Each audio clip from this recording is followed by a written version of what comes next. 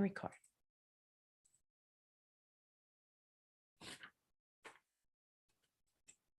All right, it's about time to start. I'm just going to spend another few seconds letting people in, and we're going to get going very soon, everybody. Thanks for joining. Okay, everything looks good.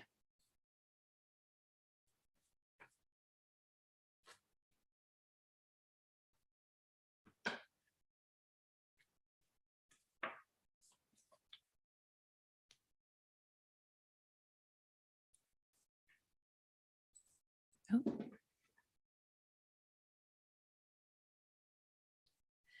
Okay, it is 1 p.m. on Eastern Time, where I am on the Gulf Coast of Florida, where I just survived a hurricane and my home does not have power yet. I've been without power since Wednesday morning.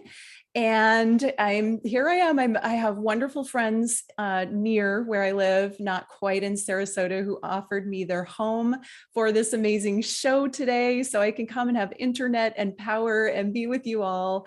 And I'm just so grateful to be on the other side of that storm. I'm also really grateful that my own home and area was not damaged badly. However, my heart goes out to all of the people in Florida who did have severe damage. Fort Myers area, and it's just a little bit south of where I live, got just pummeled and terrible destruction happened there. So I invite everyone to send out prayers for the people that have lost their homes and all of their belongings, and a few people, I believe, even lost their lives. So we're praying for all of those people. And today I'm just so grateful to be here, to be present, to be alive, and to be with you. And so my name is Waxela Sananda. I am the founder of Alchemy of Ascension Summit and podcast series. And we partnered with Neil Gar for this Portal to Ascension live stream, as well as Alchemy of Ascension broadcast today. So thank you so much, Neil and Portal to Ascension, for all you do and all the amazing information that you bring the world. And I'm grateful to be a part of it.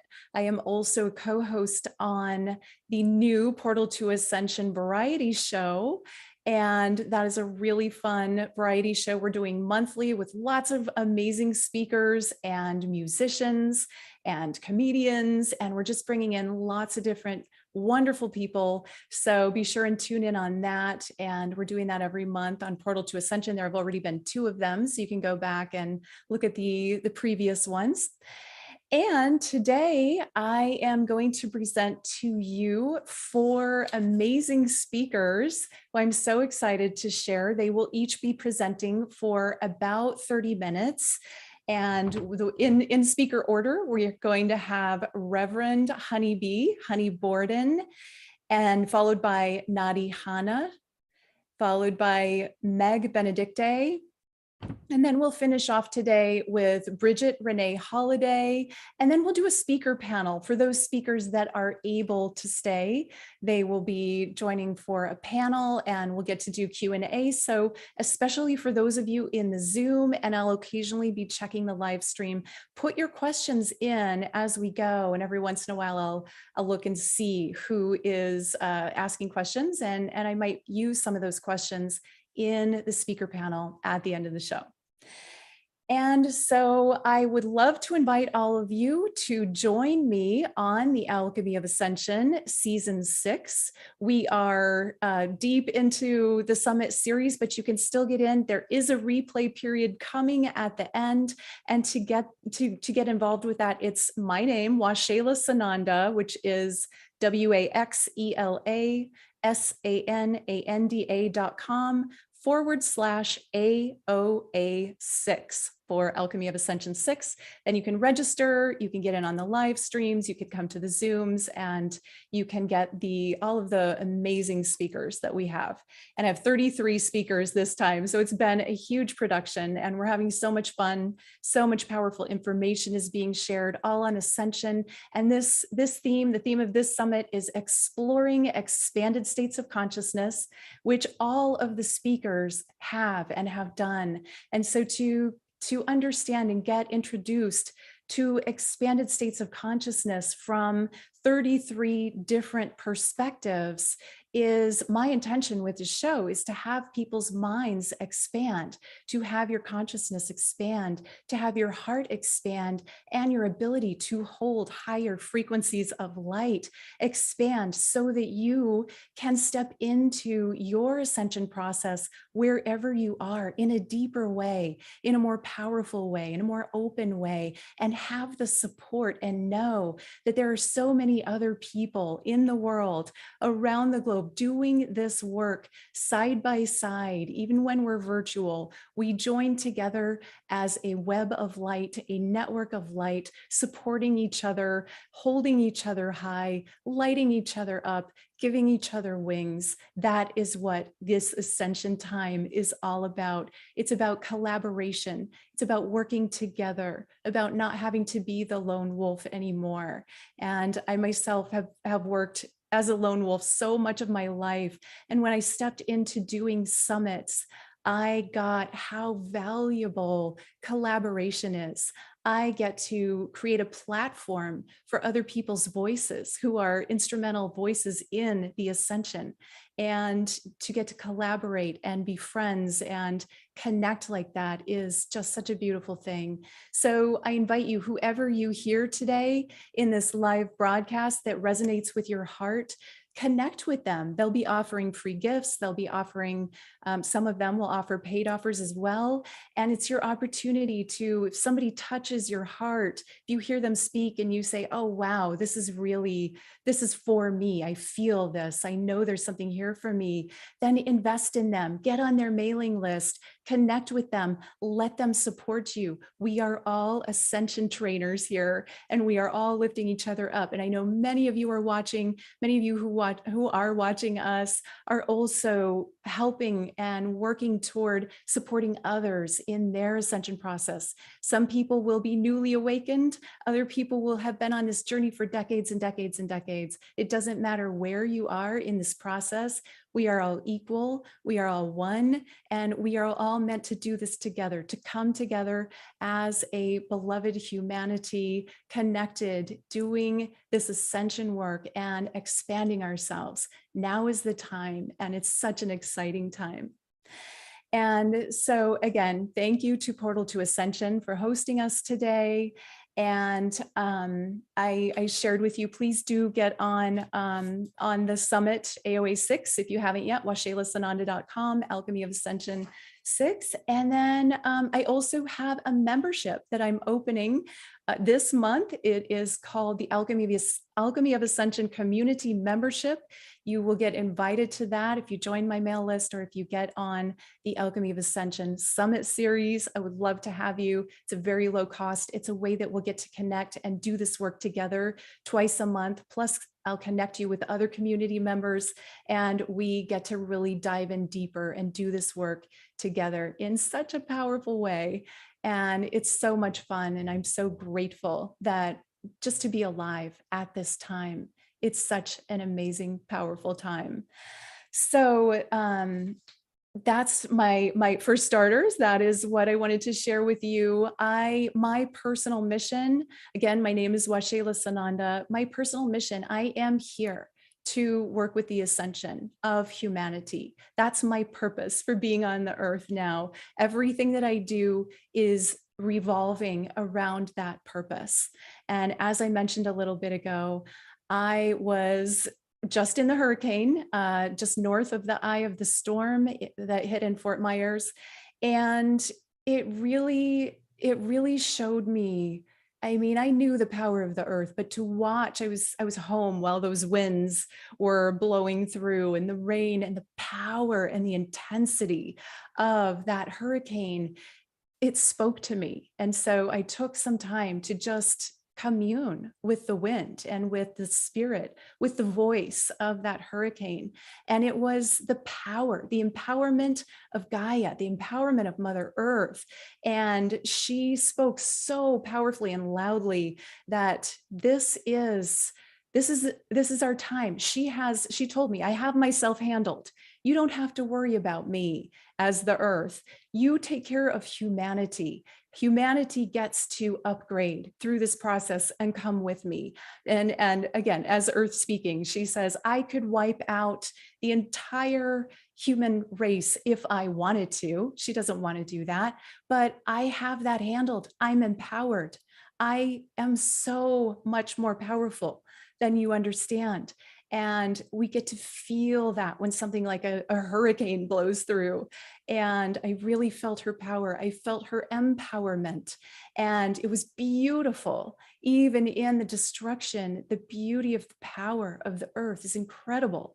And to feel that and to be uplifted by it and to know, okay, she's got herself handled. We get to get ourselves handled.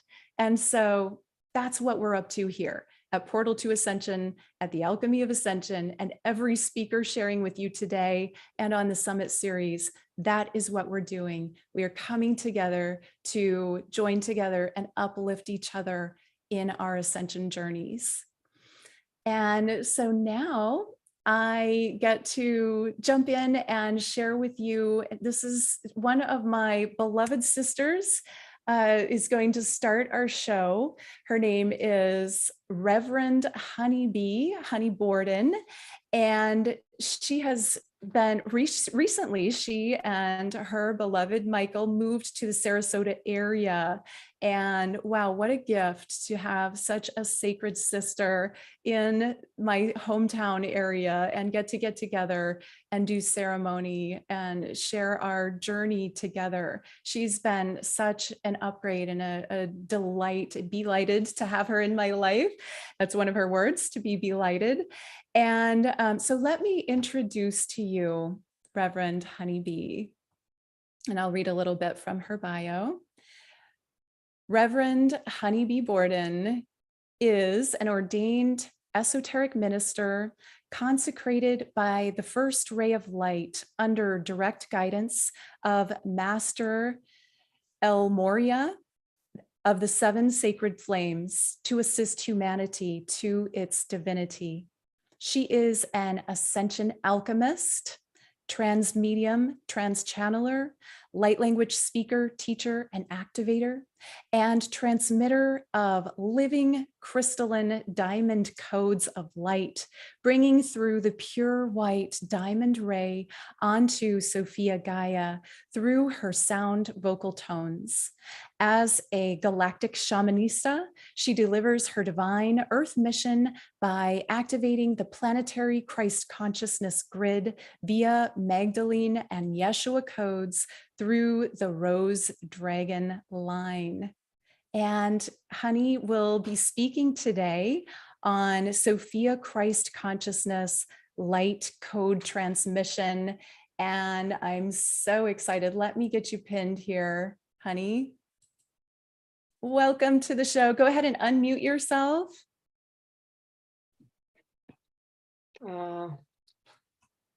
So beautiful to have you here today, sister. I'm so grateful for your presence as always. And you look radiant and I love your background. And this is, one thing I can tell everyone about you, Honi, is that you are authentic.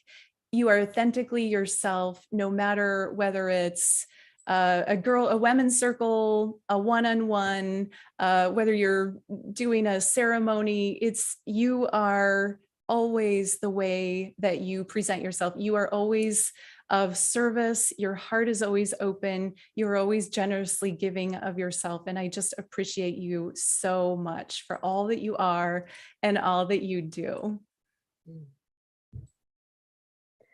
Delighted to be here, Sacred Waxela, and this beautiful guests that are joining this. So thank you so much. I'm truly ecstatic to be here and share this moment, this really golden moment with everyone. Thank you.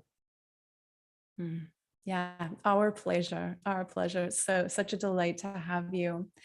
And so I know that you've prepared your topic today, which is just so perfect coming out of Hurricane Ian, which also impacted you, even though you vacated. It's very much in your presence and in so many of the lives of your friends. And so Sophia Christ consciousness light code transmission, what is that for someone that hears that and just says, wow, that's interesting. What does that mean? So I'm going to start this actually with Ian Hurricane because it's so powerful what you and I have just come through, and it directly speaks to this. When you reached that for me to be one of the speakers, this was the communication about Sophia Christ. And there's this idea and the awareness of Sophia Christ, yet the embodiment, the walk of it is a very different way. So interestingly enough, when Hurricane Ian was announced, it was coming, so many of us were positioned where we were positioned. And we receive whether we are going to be staying or leaving. And you know, you've been to our place where we just recently moved to. We were in that first zone A, which was the mandatory evacuation because we're right a block from the water and 1 foot above the water. So it was so interesting to experience when life brings you circumstance. So it is giving you opportunity to truly exercise the Sophia Christ light as you are connected with the living Sophia. This is the Sophia garden. We call it New Earth. We call it that ascension, you know, creating it, the new humanity, the rainbow bridge. We speak a lot of these terms, yet what does it mean like to be in the embodiment of it? So with this was so amazing because when the hurricane was announced it's coming, the first thing was the group gathering. Several from Thursday night, I announced the group circle and then more group, more prayer, because we know the power of group focus and what it does. It doesn't matter. There's a consciousness and we are one consciousness. We speak of Christ consciousness, but sometimes when life circumstances, like let's say so-called natural disasters, they're really not. They're natural ascension gifts. It gives us the ability to really ascend to our higher state of consciousness, and from that consciousness to make the choices. So it's like, what would the divine love of that Christ consciousness choose? So this was an amazing opportunity because we'd moved to this new location. And I had just a month before that here back in Washington, D.C., I had experienced my own inner hurricane, tsunami, volcano, and typhoon and earthquake from the food poison I had and the recovery. So I had experienced a lot of that spiraling purification and transmission that had to come out to be grounded in that field, my biofield being much more clear. So from there, it was so easy to be here without any stress, without any worry, but yet right here, just that deep truth, the Sophia light, which is that the Sophia Christ is that sacred divine feminine, totally centered in the center of the heart, in that 0 point field. And there was no question for me that in this experience, it is very important to exercise the highest self-love, because it was not to play hero, it was not to play martyr, it was not to play savior, it was to honor yourself. What is right for you? And it took a little convincing for my beloved who's on this call. It's like, listen, this is not the time for us.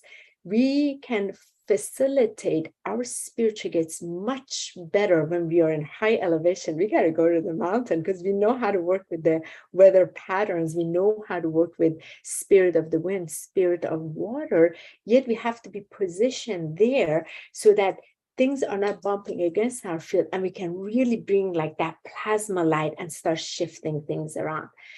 And so the embodiment of it was very interesting, just quickly putting things in the car and not being attached, and truly, walking away in that divine truth that these materials do not make who we are. We are the creative beings. So we were very prepared that we may come back to not having a home, not having anything. And that was also okay. I've gone through that several times in this incarnation. So what? Like, that doesn't make who I am.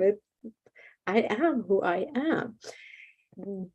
So that Sophia Christ really rose greater in this step of it, because a lot of times we do, but we're doing it from worry, we're doing it from anxiety, we're doing it from, fear, and it's not love. And this action for me and for my beloved, for us and for my children, for my mother, it was really love. And then from that place of divine love, I could facilitate so much more, hold the light and expand the light with this journey of 4 days until we got back, and being on the mountain and being so nourished, being so loved, being so supported, being so blessed, and it's really swimming in the love, the ocean of its love, the ocean, the wind of its love. So you speak of it, but then we speak of it, yet it comes to life circumstances. There is the opportunity to truly exercise it and to see whether we are being bumped around, whether we are being thrown around, or whether we are, if you're in the position wherever we are, how that walk of embodiment is, wherever you're positioned. So Sophia Christ is the perfect divine feminine, divine masculine that is unified as a unified field of light. It's become so unified within the center, the vertical horizontal center, that has become that cross that we talk about, and is creating this diamond frequency. Within it is this dazzling light, which is a diamond pure light, and it radiates in all directions in its flow, and it can only really radiate when you're anchored so deep in your divine masculine and divine feminine, where you're so centered in that truth. And it's that truth that takes the walk, the action, the steps, that is harmonized, that is synchronized, that is really experiencing the blessings of its creator self, so it can pass on the blessings easily, with flow, with no resistance along the way. And it has its own transmission, it has its own frequency, because it is connected to the webs of life, as it is connected to the fabric of light, as it is of life, and it is connected to Gaia herself in its center, and all of its many different ways that the grids are connected, that are also in this crossing of its own divine union first, its own, without of another on the outside. So that's a very long way of answering your question, Waxela. That's beautiful. And yeah, I know, I love seeing that you're in the mountains working with the energy while we're here, down on the ground. It's kind of like the above and below, and just the beautiful expansion of the heart that's possible no matter what comes through, no matter what happens. So And one other thing is important, and there's a default setting in light workers and starseeds that, for example, if I'm going to joy through this experience, there's that guilt. Oh my gosh, what about my loved ones? What about my friends? What about my family there, but they're suffering? And I came and I'm doing this. Look at where I am. I chose this instead. This is the default setting that has to shift inside, because we, as divine sovereign being, we all have choices, and it's the choices of exercising, and it is within.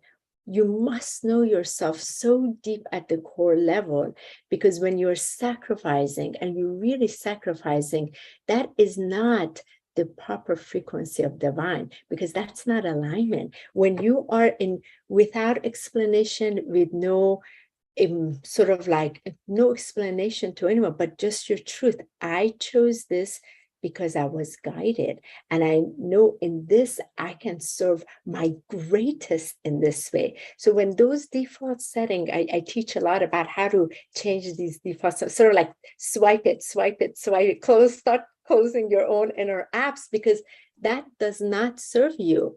And for you to feel like that's an old program. Like I have to go save everybody while they are, experiencing so-called suffering, but they also have to have that experience, and you must honor the individual's experience, what they chose to go through, so they can be on the other side of it.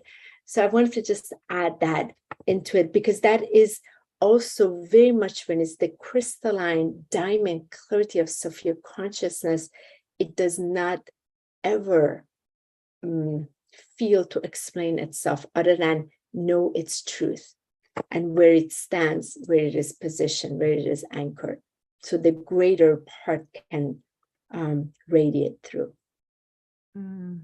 Yes, indeed. That's so gorgeous. And so, Honi, I know that you're doing a light code transmission. I know that your voice carries those codes as well.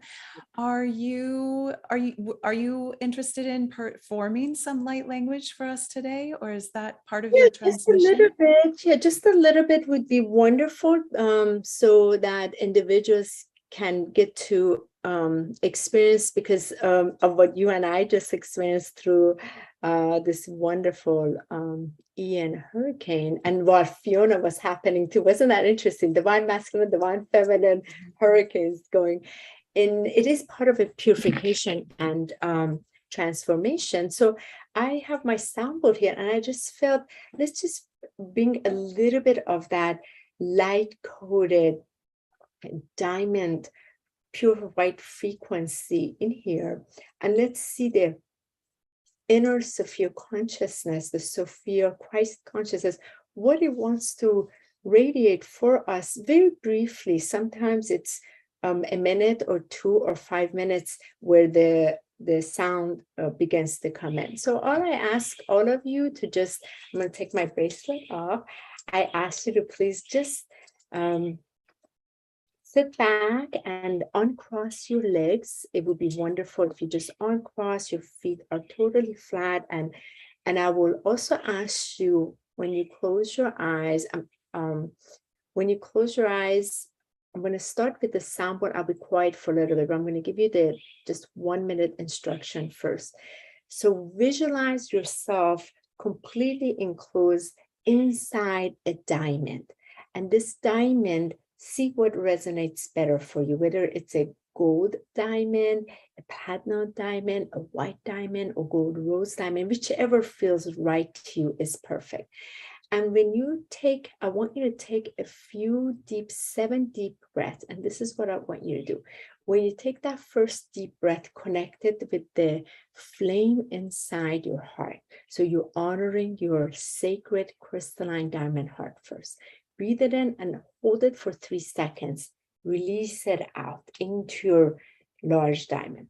The next breath, breathe it in and breathe it in front of you, and then hold it again, breathe it out. The next breath, breathe it to your right. Same, come back to your heart, always come back. And the back, bring it to your heart, and then to your left. So this is kind of representing the 4 directions, the east, the south, the west, and the north. And then I want you to breathe all the way down to connect to the heart of Sophia Gaia through all your lower chakras, and then breathe that back into your heart so you make that connection, and from there connect all the way up to all your upper chakras to source, to the heart of source, and breathe that back in. So within this 1 minute that I'm just quiet on the soundboard, take those deep breaths in, hold it 3 seconds, breathe it out. So I want all of your eyes to be closed as I'm going to tune in, and then I start bringing this in.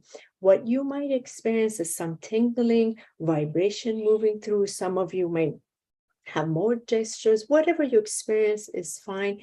And you may not experience anything. That's also fine.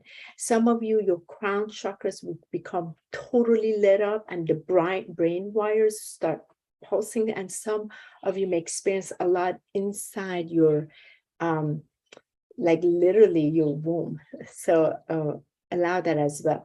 Just know you're here, the masters, the angels, the galactics, the spirit guides, all of them are here because nothing less than the divine perfection of this crystalline diamond light from source can interact or interfere in any which way with this.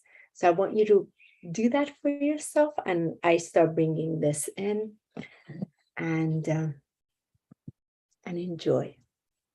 Just allow and enjoy. I'll see you in a minute.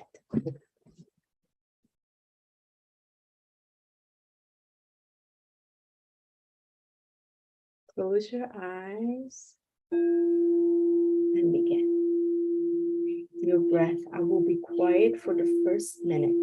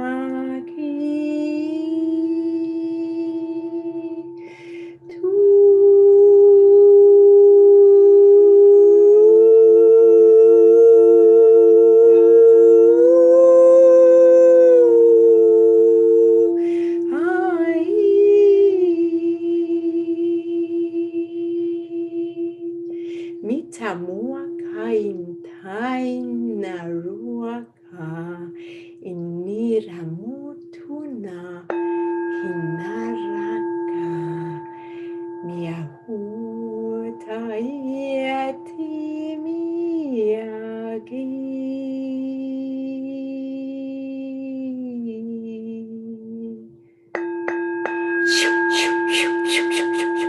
itamuakua chia chia hina hayata.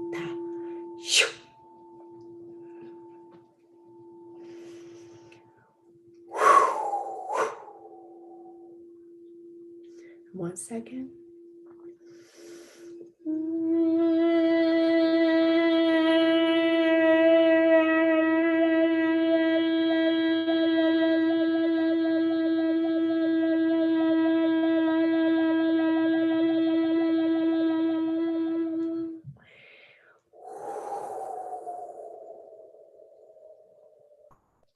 Take a deep breath in.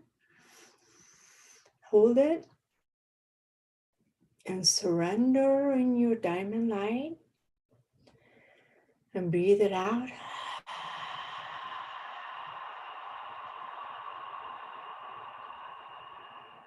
And one more deep breath in, but breathe in the white mist all the way into you and hold that white mist.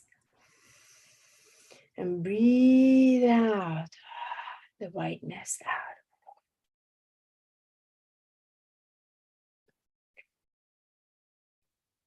And so it is.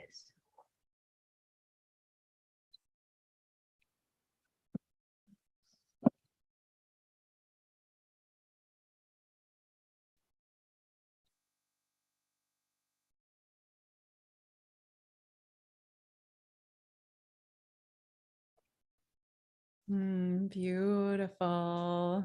Thank you, Reverend Honeybee. I just felt my heart balancing.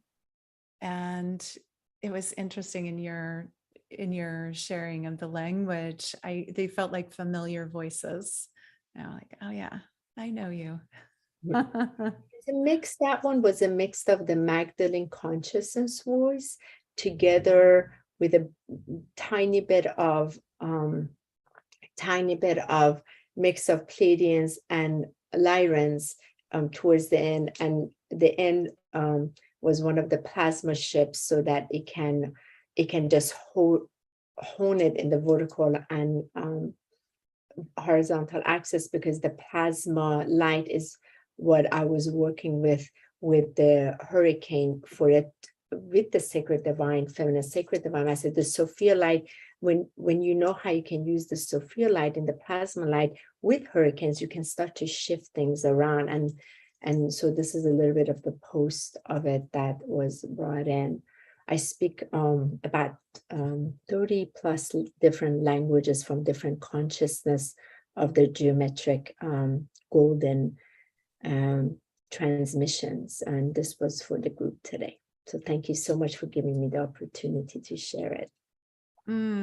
Yes, thank you. That was really expansive. And of course, I also work with the diamond light of the heart. And I think it is the key to accessing ascension, moving into the feeling, the heart center, the activating the heart so that we can connect through feelings and true emotions and authenticity rather than what our minds are chattering, right? Yeah, very beautiful, very sacred. Thank you so much. And that bowl, gorgeous, emerald. Yeah, this is my, I can't quite see it. It's the sacred divine feminine, sacred divine. It is the Sophia, Sophia. Christ conscious, you can't quite see it here, and it's gold inside. To bring the emerald light really brings it in. So thank you. So wonderful. So beautiful. And so I want to make sure people know about your offerings. You have some wonderful things that you're offering today. The first one is your free gift, which is Master Crystalline Whales But go ahead. I'm going to let you tell about that. Actually, like you can't quite see it. This is it's a little bit, I don't know how Put to it right in front of your body, maybe. Let's see. I'm No, trying to see my it's favoring your background. I know, I don't know how to bring it out, but okay, so it's a big painting of here we go, a little bit, you can catch it, of my master Christ well. So this is very important.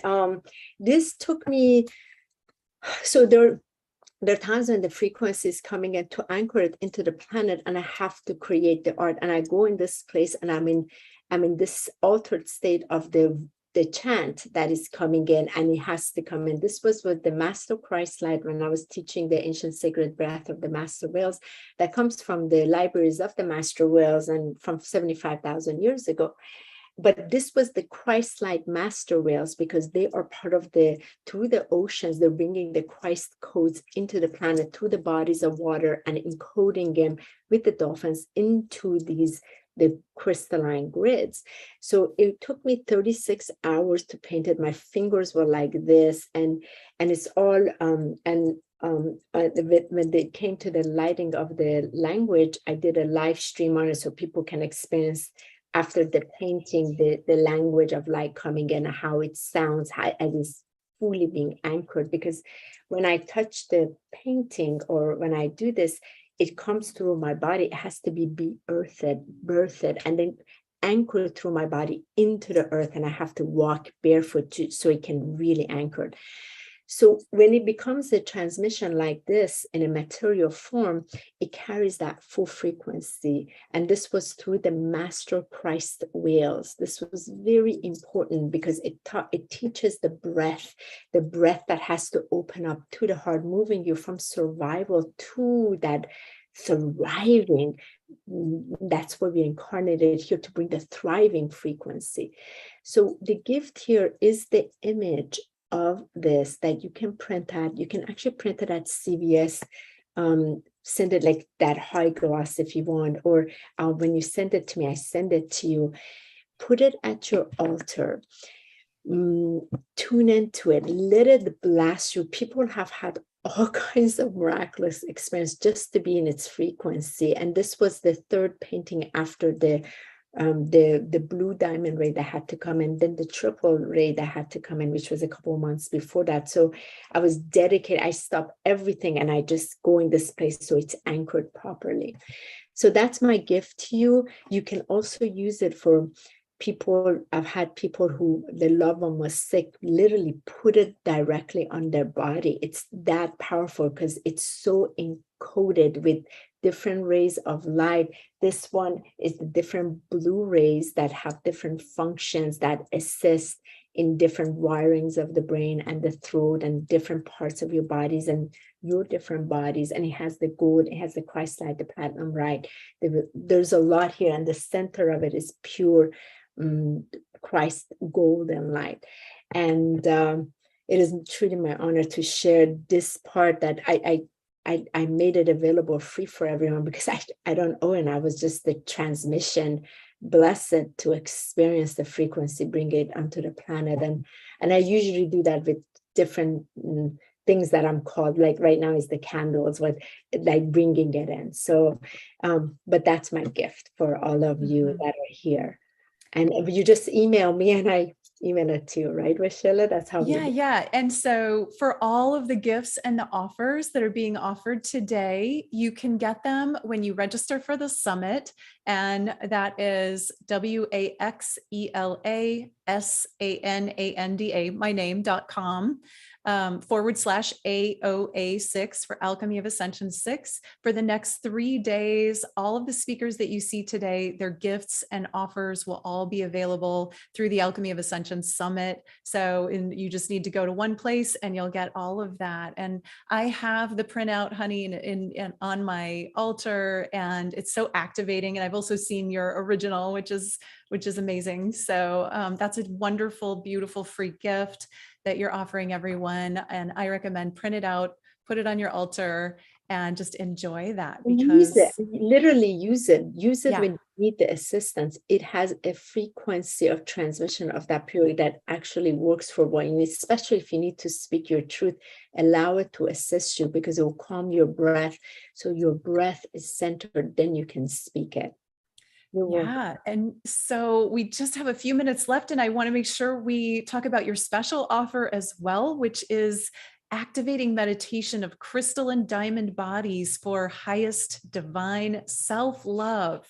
Well, that ties into the experience you had. Thank you, Waxela. And that is this 45-minute meditation. I literally walk you through the steps by steps, how to really come into this diamond heart and your diamond bodies, the emotional body, the physical, emotional, mental, etheric, spiritual body, and then how to connect it to your solar body, to your cosmic body, to your universal body, galactic body, and source, and how to experience this diamond crystalline light and then be able to breathe it and meditate with it and ground it into Sophia Christ, into Sophia, literally Gaia. And then from there, create your images, make your decisions. Do that in the morning. It is so powerful. That particular one is part of what I teach people. I took people through 30 days and then 60 days and 90 days and the life transformational experience. Because when you do that, you have no choice. You will transform because you're coming back home to the truth of that pure Christ crystalline light that you already are. You don't have to create it. It just clears things out of your fields and literally your biofield so you can remember who you are. Who you really are is joy. And that's what you get to really experience. So beautiful. Thank you so much, Reverend Honi Borden, for all watching. I know it's just such a gift to get introduced to you. And so please do come on over to the Alchemy of Ascension Summit and get on Reverend Honeybee's list and get her wonderful free gift. And if that calls to you, that special offer, which is so activating, that is I believe, $99 offer, normally much higher. So it's a special gift for us all here today, and you are the gift. So thank you so much, Reverend Honeybee, for being here and for sharing all of your wonderful offers. And you are just so beautiful and special and such a gift to the Ascension and to the world. Thank you for being here. Thank you so much for having me, and thank you so much everyone for being here. Waxela, I love you so much, and deepest gratitude, my goodness, for your essence, for your grace, for your remarkable resilience to keep on going and allowing this to take place after everything. I love you and I cherish you, and yeah, I'm with all of you. Love you too. Thank you so much, Reverend Honeybee. Thank you. Gorgeous. Okay. Okay, so thank you all for joining us with Reverend Honeybee. And now, you know what? I want to check first and make sure we have, I think I saw Nadi here. Nadi, can you unmute just to be sure that I can find you? Yes, how about that? Is my little okay, green wonderful. Great. Yay. So our next speaker is Nadi Hana, who I'm also so excited to share with everyone today. And I know Nadi has been on Portal to Ascension before, but it is your first time on the Alchemy of Ascension. And so sacred geometry is something that really speaks to my heart. It is more than a language, more than something that we see. It's a communication. It's an essence. It's a transformation. And Nadi is someone who has really embraced that understanding, the deeper understanding of sacred geometry as an expanded state of consciousness. So I'm going to share a little bit about Nadi, and then we'll get her on here. Nadi Hana is an inspiring instructor, presenter, energy healer, and artist. Her professional and spiritual practices are dedicated to the expansion of our multidimensional consciousness. As a practitioner of personal transformation for nearly 25 years, she has cultivated a broad spectrum of skills and abilities to support our individual and collective awakening. Nadi is a transition specialist of planetary service committed to the evolutionary process of humanity by accessing our full potential as multidimensional beings. So today, Nadi is going to talk about expanding our consciousness through sacred geometry. And just let me find you here. Oh, here you are, so that I can pin you. There you are. Hi. Oh, yeah. Hi. Nice to see you. Nice to see you everyone. too. I'm so happy to have you here, and I'm so happy to have you share with everyone today. And I think it's time to just let you jump in and take it away. Wonderful. Yeah. I just feel really honored to be here. And Reverend Honey, that was incredible. Thank you for that transmission. And it's so beautiful, Waxela, what you have put together and organized. And I I can't fathom trying to put all of this together amidst a hurricane. I have friends in Florida, and I taught a class last night, and my dear friend was in the dark with a flashlight, dedicated to showing up for the geometry. And I've always lived in the Northwest. I'm in the desert right now, and so I don't have that consciousness, but I can imagine the power, just experiencing that firsthand, the power of our mother, and how the cosmic forces and how our planetary forces are so impactful. So blessings to everyone who's making it from that region, and blessings to everyone who's surviving that. So I also want to give a little shout out to Neil, who's one of my favorite people. I so appreciate you, Neil, with Portal to Ascension, sharing all of the information and helping us really get all of the pieces of the puzzle to help with our expansion, our growth, and our job here. This is why we came. So I have a presentation. I have some sacred geometry. I'd love to share that, because I think that the visuals and really learning about it, some of the universal patterns, can be quite transformational, right? So just seeing the shapes is a powerful activation in and of itself. And I'll start by a little bit of information. One, I know we've got some people that are absolute pros, right? Been working with the geometry, understand the power of it. And then we've also got a lot of beginning, opening, introductory, awakening connections with the geometry, right? It's the kind of thing that calls to us. There's this deep resonance. I think, Waxela, I think you mentioned that. But the resonance with the geometry is because we are the geometry. And there's a way that the harmonics of these perfectly proportioned shapes are resonating with our organic harmonics. And that's one of the, I always get the question, what makes sacred geometry sacred, right? And that's one of the aspects of it, is that we are sacred. We are geometric patterns. And so as we work with the geometry, as we draw it, I'm a huge fan of drawing. I love sharing with people how to draw. As we draw it and work with it, we are aligning our systems with that state of balance that the geometry lives in, right? I'm going to show you in a minute that we are these beautiful fundamental patterns. And so as we're with the geometric patterns, we are aligning our systems and connecting ourselves with our higher guidance. We're opening our channels to receive the information that can help us expand, can help us grow.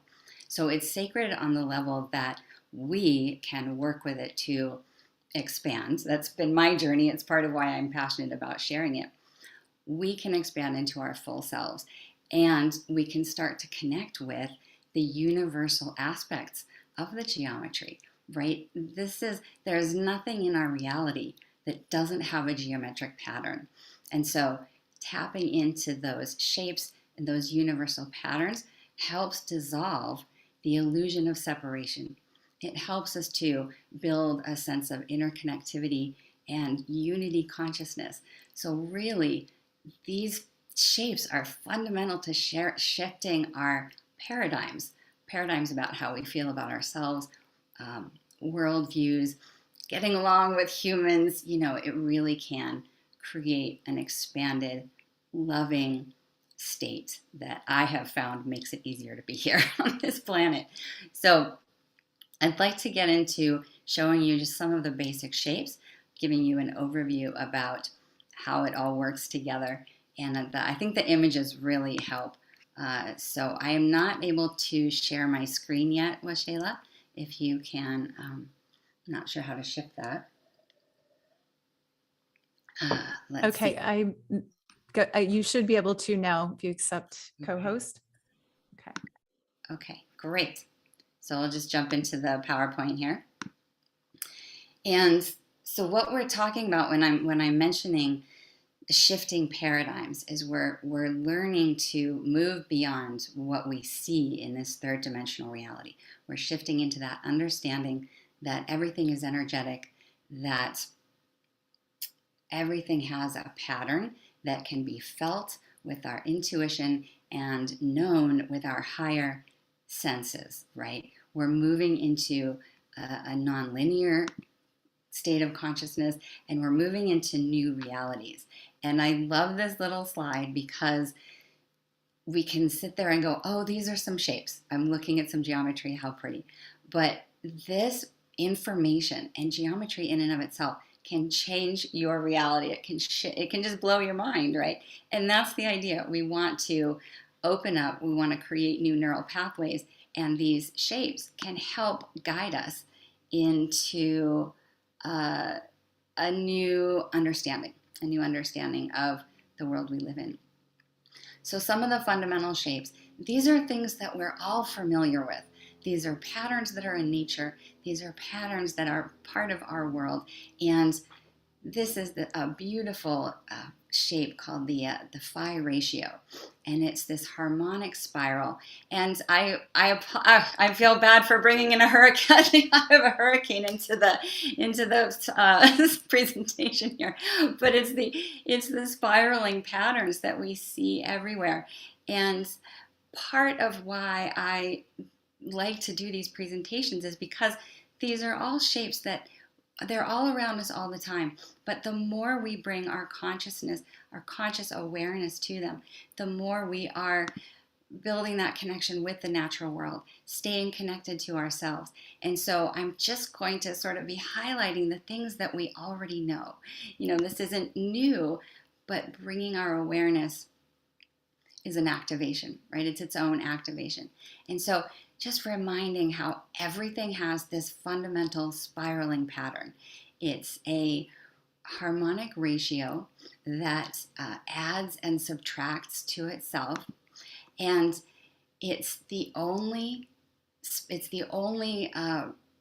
proportion, is the only equation that only needs two integers, right? I'm going to go to explaining what the phi ratio is in a second, but this harmonic proportion, it has a direct relationship with itself because it's expanding, it's adding on to itself. You're not bringing in any other numbers or equations.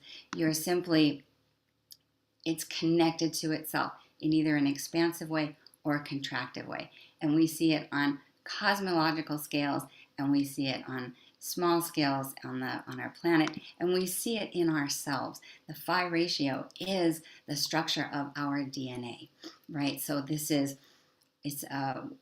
as above, so below, as the universe, so the soul, right? This is all connected, showing the larger scale and the quantum scale, right? So this ratio, it takes a minute to get used to. I'm going to talk about the numbers, but there's the golden spiral, this flowing, we would say divine feminine or right-brained aspect of the shape. And then there's this structured, more linear left-brained partner to the flow, right? So this shape represents the aspects of the divine feminine, the divine masculine. It's this perfect harmony and that brings us together. So with the supportive structure that allows for that spiral to infinitely move in the universe is a mathematic equation. I've had a bunch of people in classes going, are we doing math? Are we doing geometry? I'm not up for any math. And I'm not either.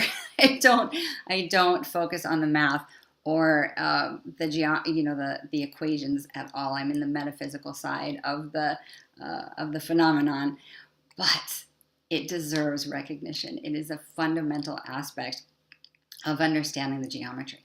Simply to know that this equation is fundamental and basic in a way. Here's what I mean. It's adding on itself. It's, if you notice the pattern, it's 1 and 2 is 3, 2 and 3 is 5. It's this pattern of the two previous integers adding to each other to create the third. So you've got this example of 3 and 5 is 8, 5 and 8 is 13, on and on and on, infinitely. And here's the thing, this is such a cool thing. We are that ratio. We are that pattern. You see the segments of the finger here in our bones. We've got, the segment of 2 to 3 that results in the 5, these center parts of the finger, and then the 3 and the 5, create the metatarsals and this beautiful relationship. And it's everywhere in our body. If you begin to connect with that ratio of the balance, it's infinitely fascinating to me. And connecting with that outward geometric pattern can help us remember that we are geometric patterns. And within that memory is a way to access balance, right? We can access these states, these harmonic states that reflect the perfection of the geometric patterns, right? So the ratio is, we've got segment B, which is 1. So 1 segment to segment A, which is 1.618. So it's not a 1 to 2 ratio. This is a 1 to 1.618. And that relationship creates this infinite pattern. It's the relationship. It contains the harmonic. It contains the equations. I go on and on about it, but it's really extraordinary. I could find examples after examples in the body where that ratio of 1 to 1.618. It's the hand to the elbow, but it's also the fingertips to the elbow, and then down and across to our shoulders. It's in the height and the proportions. So all of that is to say, the geometry is alive within us, and the geometry is alive in our world, and mostly with iconic imagery and symbolism, but also, some of the more enduring pieces, you can find this ratio woven in somehow. And it's also in our architecture. It's in the more iconic imagery that and structures that we see over time. And these buildings, these architecture, I want to say like infamous. These are the structures and the buildings that we know, and they influence our psyche, and they are so powerful over time because they incorporate this balanced proportion. And it's a thing that we wouldn't even recognize, like we would not put that together. This is all invisible resonance, right? When we realize that there are harmonic proportions in, used in art, architecture, music, for reasons, for very significant reasons, there's conscious use of this proportion. So the phi is one of the fundamental patterns. It's got this incredible equation. I can't stop too long on this, but just to make a note of how extraordinary it is, this is the equation I mentioned. 1 and 1 is 2, 1 and 2 and the 3, 2 and 3 and 5, and on and on. And we read it as we would from left to right. Here's the fascinating part. You can also read this equation down from top to bottom, and it's going to be the same thing. 2 and 3 is 5, and 5 and 8 is 13. That seems fascinating enough. But then if you look at the first column, You can do that as well with this column. 2 and 3 is 5, and 3 and 5 is 8, all the way down to infinity. That's fascinating as well. But then you've got the third column, the central column. You can add this equation left to right and top down in 3 different ways. And this blows my mind. I mean, this is part of what is so exciting, is the significance is in the numbers and the equations, because that speaks to a larger orchestration. It speaks to a divine interpretation and a divine structure.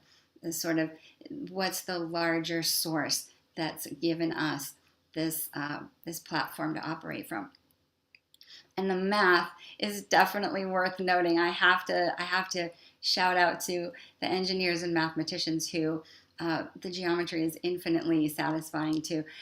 The art, the architecture, the math, cosmology, quantum physics, everything can be explored through a geometric lens, right? And that's to say that there's the relationship between all of the geometries. So the phi weaves us into the next fundamental shape of the pentagon and the pentagram. And you can see here the ratio, right? Here's the 1 and the 1.618 segment. And it just, to me, starts to get really fascinating how you can find the interrelationship of the different shapes, the different harmonics, right? This is the pentagon and the pentagram. And all these different segments have the measurements of the phi, of that same ratio. And again, the coordinates, the angles, the vectors, all of it is so fascinating. And I do like to do this presentation to simply say, here's, planting a seed, and go forth and prosper with the geometry, with the math, and do some explorations, because it's infinitely fascinating. And then bringing your awareness to the natural world and how much the geometries are everywhere and influencing us on such subtle and not so subtle realms. So we've got the natural world, and then we've got the man-made world, right? And so part of how the geometry is it's so powerful with our own psyches, because we are the geometry, and it's very easy to use it to influence our psyche. And so part of why I like to have the conversation is because bringing your awareness to how these shapes have been used to influence us is an invitation to reclaim your consciousness, to see, to start to notice and understand how these shapes have been used. And this is the Vesica Pisces. I meant to name it here. You can see it in so much of the advertising and marketing. But this shape is so fundamental. This is the basic building blocks of union of our psyche, of male female consciousness coming together to birth new realities, new potentials. This is such a fundamental shape, and it's really been used to support programs that we run, but this was an organically feminine, divine feminine shape of the birthing of this, the Vesica Pisces being this central shape that's created by the two circles that come together. And we have this divine feminine symbolism that was basically used to influence on such subtle realms, to influence our everyday waking reality, right? Moving from that matriarchal interpretation to a more patriarchal foundation of our society. So just starting to build an awareness of how the geometry influences us, and then we can start to take back that subconscious programming, right? Because we know from Dr. Bruce Lipton that 5% of our waking consciousness is guided by the waking consciousness, and then 95% of our reality is guided by our subconscious programming. And so the geometry speaks to the subconscious programming, and by working with it, you're actually bringing more into your conscious reality. So that's a big part of it, is building our ability to move consciously in the world and to be connected to ourselves. And you've got the phi ratio connected to the pentagon. You've got the pentagon up here. And then the Vesica Pisces in the center here of the two circles, and all of that leads us into the hexagon, which is another fundamental shape. And all of this is to just remind us of the beauty of the potential that that we can access, right? The harmony is right in front of us. This is a water crystal. This is the work of Masaru Emoto. Many of us are familiar with his experiments and findings of how our frequencies, how we speak to, how the energetics influence the outer world, right? So this was loving words, speaking to water, and creating the most beautiful expression represented by the geometry, right? This is this extraordinary water crystal, and it's a reflection of the energetics. It's how we see the energetics. It's how we can start to measure the influence of energy. And so it's so important, it just highlights how influential we are, how influential our energetics are on the external world, and then subsequently our internal world. And thank goodness for his work. And so we've got all of these examples of hexagons, the geometry. It's such an intelligent way to hold information, right? We see it in the honeybee, we see it in crystals, we see it everywhere in our world, because it's such a beautiful strategy for transducing information and energy. So again, this is about bringing awareness to the natural world, and then that hexagonal pattern is part of the foundation of the seed of life, right? You have a six-sided shape, and part of the reason we call it the seed of life and then the flower of life is that this shape contains all other shapes. These simple 7 circles contain the fundamental building blocks for all of our reality. It's got the phi ratio, it's got the pentagon, the pentagram, it's got polygons, it's got all of the images, and then it combines them in a way that helps us access helps us access the harmonics. It's connected to us. I'm going to show you in a second how our biology is the seed of life. So it's these 7 circles, they come together. I love to share how to draw the geometry with everyone, and it's basically about bringing 7 circles together and then building on that to create the flower of life, right? So there's this interrelationship with simple circles, with the void, right, building on itself, and then building on itself and making its presence known on a universal scale, but for us on a planetary scale, right? This is the other thing that makes it sacred for us, is that the shape, the patterns are everywhere. They are found in sacred sites.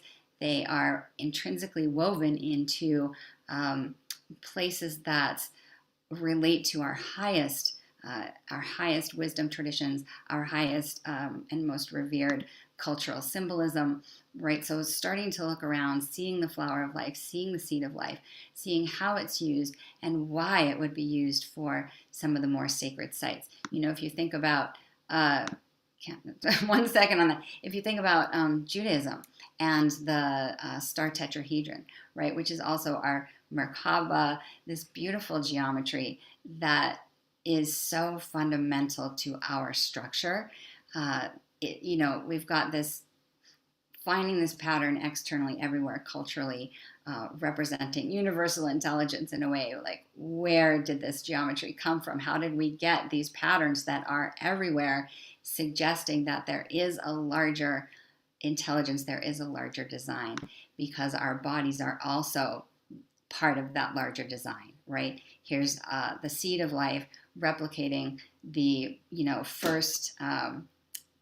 very first moments of conception and the bifurcation of the cells to go on and create the seed of life and the flower of life. And really all of this is to remind us that we are the geometry, and the geometry is everywhere, which is part of the sacred aspect. It brings us all together. It harmonizes our own systems. And so by working with it, we can really tap into that global level, that universal level, connecting with the reality that everything has a geometric pattern. And so I like to talk about the geometry. I like to help us remember. All of this is really a school of remembering in terms of like all of these different modalities and different teachings that we're learning. And so I think that I have a time limit, but I'm not sure on Waxela if you're there. So Yes, I'm here. You actually can go another, let's see. Meg starts at 2:30. So, well, my time, I'm Eastern. So you have another, go another 10 minutes if you'd like to. Okay. Well, what I would love to do is that's kind of my snapshot about the geometry. Could we have a little back and forth and just have some curiosities arise from that? Is that possible? More Yeah. real-time dialogue? Because I know you're a big fan, and we've talked about combining breath work and geometry, and there's so many ways that different disciplines can come together, and combine the strengths that are in the geometry as well as in the modality that they work with. So I'm just wondering, I know the geometry you're such a big fan. Was there a way that you were turned on to it, or can you speak a little bit about your relationship with it? Yeah, absolutely. I love how you're turning the tables and interviewing me now. That's that's so fun. So and this is a live show, which we don't do, most of them are straight up interviews. So usually I don't let people do that, but in this situation, absolutely. I have honestly, I can't remember when I first started really like interacting with sacred geometry. It's not like I can remember. I know that in my memory, I've always been attracted to it. Many years ago, it's as if it started communicating with me and interacting with me on a more personal level. And so for anyone that's like, what do you mean geometry communicating with you? I invite you to just kind of open up to, just like Honeybee did the light language and some vocal frequencies. Think of sacred geometry as a frequency that you can interact with, that can inform your body. And I think because I'm such a feeler and I'm so experiential, I started having these interactions with sacred geometry that were feeling and experiential. And I'd look at a geometry and I'd be like, whoa, that does something to the way I feel in my body. And then as time went on, I started to experience interactions with geometric beings. So and I'm very open about being a galactic shaman and a visitee since a very young age of multidimensional beings. And so these beings come to me, and I find them to be Andromedan, and they communicate in sacred geometries, such as the Sri Yantra or a tesseract. Like I had an experience with this gorgeous tesseract, which is it's the best explanation I have for it, because I don't even have a name for how multi-dimensional this geometry was. It was not third dimensional, so it's hard to find a third dimensional geometry that even can explain it. But it was communicating with me, and it was of Christ consciousness, and it was delivering this Christ consciousness frequency to me, and it was an activation, and it was showing me, mirroring me, myself in it, and it was so empowering and expanding. And it was that experience that I had probably a couple of years ago that I'm just like, wow, it's so much more than I even realized before that. Yeah, and I wanted to, thank you. I wanted to just have a moment of connection, because for me, slides are their own, a presentation is its own experience. But the relational piece of like, what has it done for you? You know, how has geometry shaped, you know, changed your life or activated you? And I really just wanted to touch base and connect. I don't want to turn it into an interview, but it's more to say that the geometry, as you were saying, it's part of an activation. It can be so powerful, and it can really shift from a localized consciousness, and then a planetary consciousness, and then a galactic consciousness. And I do want to put out a little bit of a disclaimer, because the geometry led me, it led me in my expansion. And so I was very, I would say, compulsively drawing. I just wanted to be around it all the time. I just wanted to have it with me. And then that drawing led people to say, wow, you should have an art installment and put that art up. And so then this was the geometry sharing and beaconing its intelligence. And then I just ended up talking about it. People wanted to learn about it. And so then that led to teaching and this level of expansion that I was a therapist in the mental health world, and I knew nothing of sacred geometry or galactic consciousness or channeling or any of these things. And so I left that world and I moved into a world of, you know, infinite potential, because I had no structure or no identity. And the geometry guided me. It created a structure for my recalibration and for my restructuring, so to speak.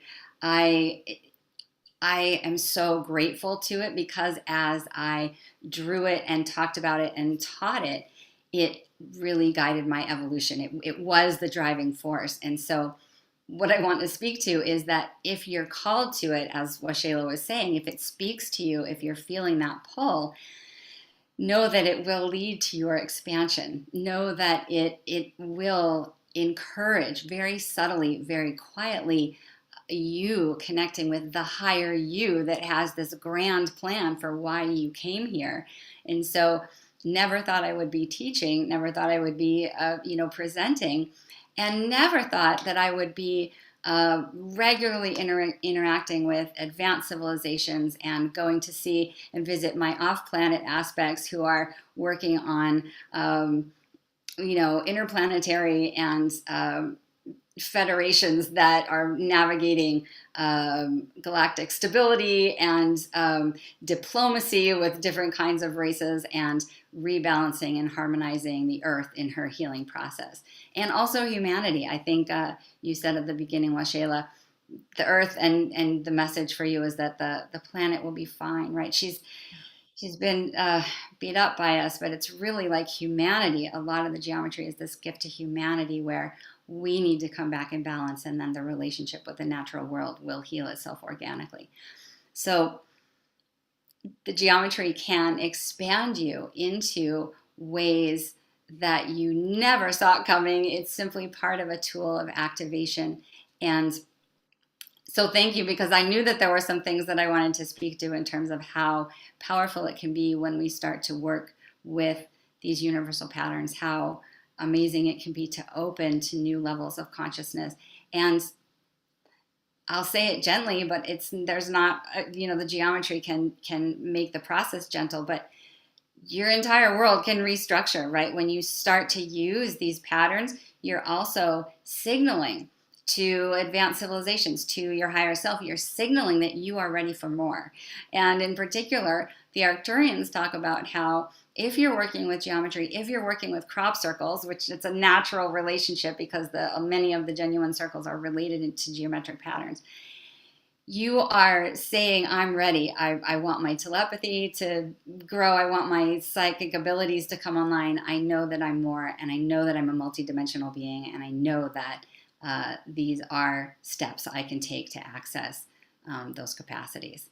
So thanks. I knew I needed a little nudge into the expanded states. So there's the basics of learning like what this means. I've been presenting for a long time, and a lot of times we can't move towards the more esoteric realms without really understanding that this is a basic physical structural reality, based in shapes, and then that takes us to an understanding of the universality of the sacred geometry. So, yes. Yeah. Beautiful presentation, Nadi. Thank you. And it's I like that piece that you said, that we are the geometry. I think when you start to work with it and really get that we are made up of these geometrical patterns, not just our physicality, but the patterns that inform our bodies and create who we are as mind, body, spirit, complex beings and multidimensional beings. And then you start to work with them. It really is endless. And we have a lot of fun talking about this. And just for a little like heads up for the future, Nadi and I are planning to do a course together on sacred geometry coming up. So stay tuned for that. If you're on my list, waxelasananda.com, you will find you'll find updates for that. But before you go, I want to make sure everyone knows you have an amazing sacred geometry drawing course. And I haven't taken the whole thing, but I have looked at it and it is extensive and it's so cool. And I look forward to doing it. And as a free gift, you're offering that first, let's see, how many modules? It's I believe four modules, and you're offering the first module free. And then you're offering a really special deal on the rest of the course. So go ahead and tell us about that. Oh, thank you. So I have an 8-module course, which online you can take, and it covers a lot of the shapes that Waxela also mentioned. It guides how to draw the tesseract, how to draw heptagons, septagons, and many of the polygons that are the basis of mystery schools. And it goes further into accessing those esoteric metaphysical aspects of the geometries.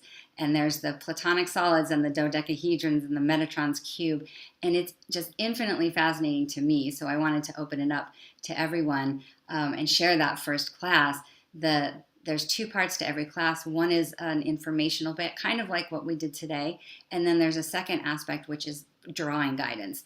And the courses come with PDFs, sequence steps so that you can go on and keep drawing is the encouragement, because actually drawing it is really an important part of activating yourself. There's a relational experience that activates the energetics that the geometry carries, which is why I put the course together. So the free offering is the first module, and then which is the seed of life, and then I believe it's Metatron's cube, and then the dodecahedron, and then the seed of life. So it's those four first modules, and then there's the other 4 if you want to keep going.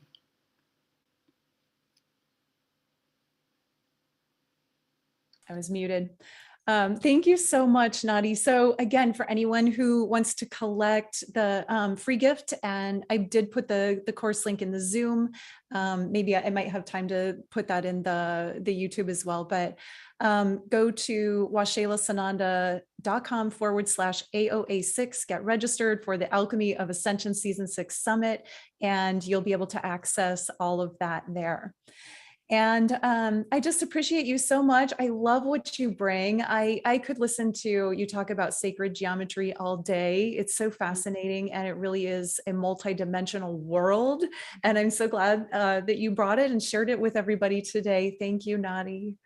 Oh, thank you for the opportunity. I mean, this is such a launch point. I mean, this is 20 minutes of an overview of a life-changing discipline. So the introduction is really like, please, whether it's with me, come draw, come experience things, or just go look at it, go learn about it more. And I really feel privileged to be able to be a messenger of the transformational tool that it is. So thank you, Waxela, so much. And thank you, everybody. It's really beautiful. I see some familiar names and faces, and it's wonderful to be with everybody. So thank you. Thank you so much. All right. And next, I do want to make sure we've got Meg. I think I saw you pop in. Are you there, Meg Benedicte?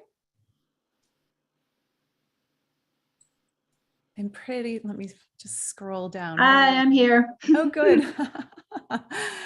Good. Okay, so now maybe I can find you. Yes, I'm going to go ahead and pin you. There you are. I am welcome. I'm so glad to see you and have you here. Thank you. And more sacred geometry in the background there. Beautiful. Yeah. And you look wonderful. So thank you for being present today. And it's Benedicte. Am I saying it correctly? Correct. Okay. Yes. Okay. Thanks. Wonderful. Yes. And I think you've been on Portal to Ascension multiple times before, but it is, again, it's your first time with me on the Alchemy of Ascension. So welcome, and I'm excited to have you share with us today. And so let me share a little bit about who Meg is and what you're up to in the world, and then we'll have you jump in. Meg Benedicte is a quantum healer, spiritual teacher, New Earth way shower, and creator of the quantum access modality. Working closely with Archangel Metatron, Meg teaches Ascension training and protocols at her Quantum Access Academy. Meg is an avid explorer of the ancient mystery school tradition and offers quantum access to clients, students, and global audiences to enhance living soul purpose and embodiment. And I know, Meg, you have been working with Ascension for a very long time, and you are an adept and a master. And today you're going to share with everyone about how to accelerate your ascension. Yes. So I did prepare a little mini presentation of a webinar I'm going to be teaching in November. So I'm going to bring that up, Waxela, on the share screen. Okay, let me give you access. Okay, thank you. Oops, keeps jumping around here. Hold on. Okay, got it. Thank you. So as Waxela mentioned, I had my spiritual awakening almost 30 years ago in 1994. And since then, I've been going through this process like everyone else when you go through your spiritual awakening. I had several visitations directly with Archangel Metatron, and so he has been, in a way, my guide through all of this and helping me navigate how to work through all that was happening. And over time, I began to understand his technique. So I always say this is not really, I'm not teaching my technique. This is actually Metatron's gift to all of us during this time. So I teach this technique. It's called quantum access. But let's just kind of go into what's happening right now. And I wanted to focus this piece of the presentation on the resurrection spiral and how to activate the resurrection spiral using Metatron's Q. Okay. So spiritual awakening, you may have been working through your own spiritual awakening for years, or you may be new to it. So I kind of, kept that in mind. What is spiritual awakening? So instead of the left brain analytical mind controlling your thoughts, feelings, and reactions, an internal shift happens. It occurs. It could happen over time, gradually. Mine was immediate. It was a full body Kundalini activation during the Northridge earthquake in January 94. And it began to open everything up. So you begin to observe reality through like a different lens or vantage point or perspective. Now you, instead of being under the control of the left brain ego, you are observing, consciously watching the ego and your daily life through this higher perspective. So what happens during the spiritual awakening is these veils thin between the physical and the spiritual realms. And mindfulness is your awareness of what is going on in the present moment. You're detached, you're neutral, without judgment. You're just being the observer.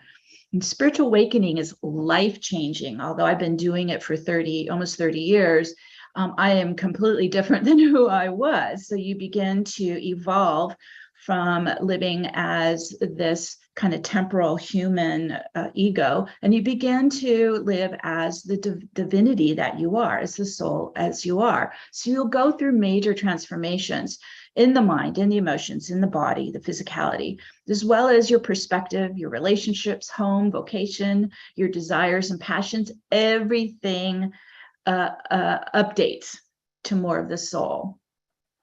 So some of the signs of this spiritual awakening, and you become aware of what is out of balance and unhealed, traumatized, what's obstructing your ability to live as a divine human. This became very clear as I was living as the observer now. Instead of it controlling my reaction, I'm actually saying, okay, I need to master this within myself. So I'm starting to pay attention to all the signs especially if you start to watch what's showing up in your outer reality, because in a way it's called the mirror effect. Everything out there is mirroring back what's running in you. So you pay attention, you watch, where is this interference? Where am I experiencing core wounding? Where are these, debilitating patterns just continuing to cycle and repeat? Where do I have mind programming running that isn't even my own thoughts? So you begin to watch, observe. I journaled. I started putting it all down, all the signs that were showing up.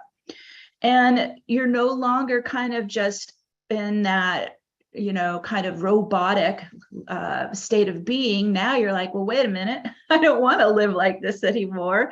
And so you feel very compelled to start to let go of everything that doesn't resonate with your soul truth or support living in higher dimensional frequencies. And so this is what's called a delayering process. Think of it like peeling the layers of the onion. You're working your way down. You're getting all this kind of interference, energetic interference, psychological, all of it. You start moving the layers out.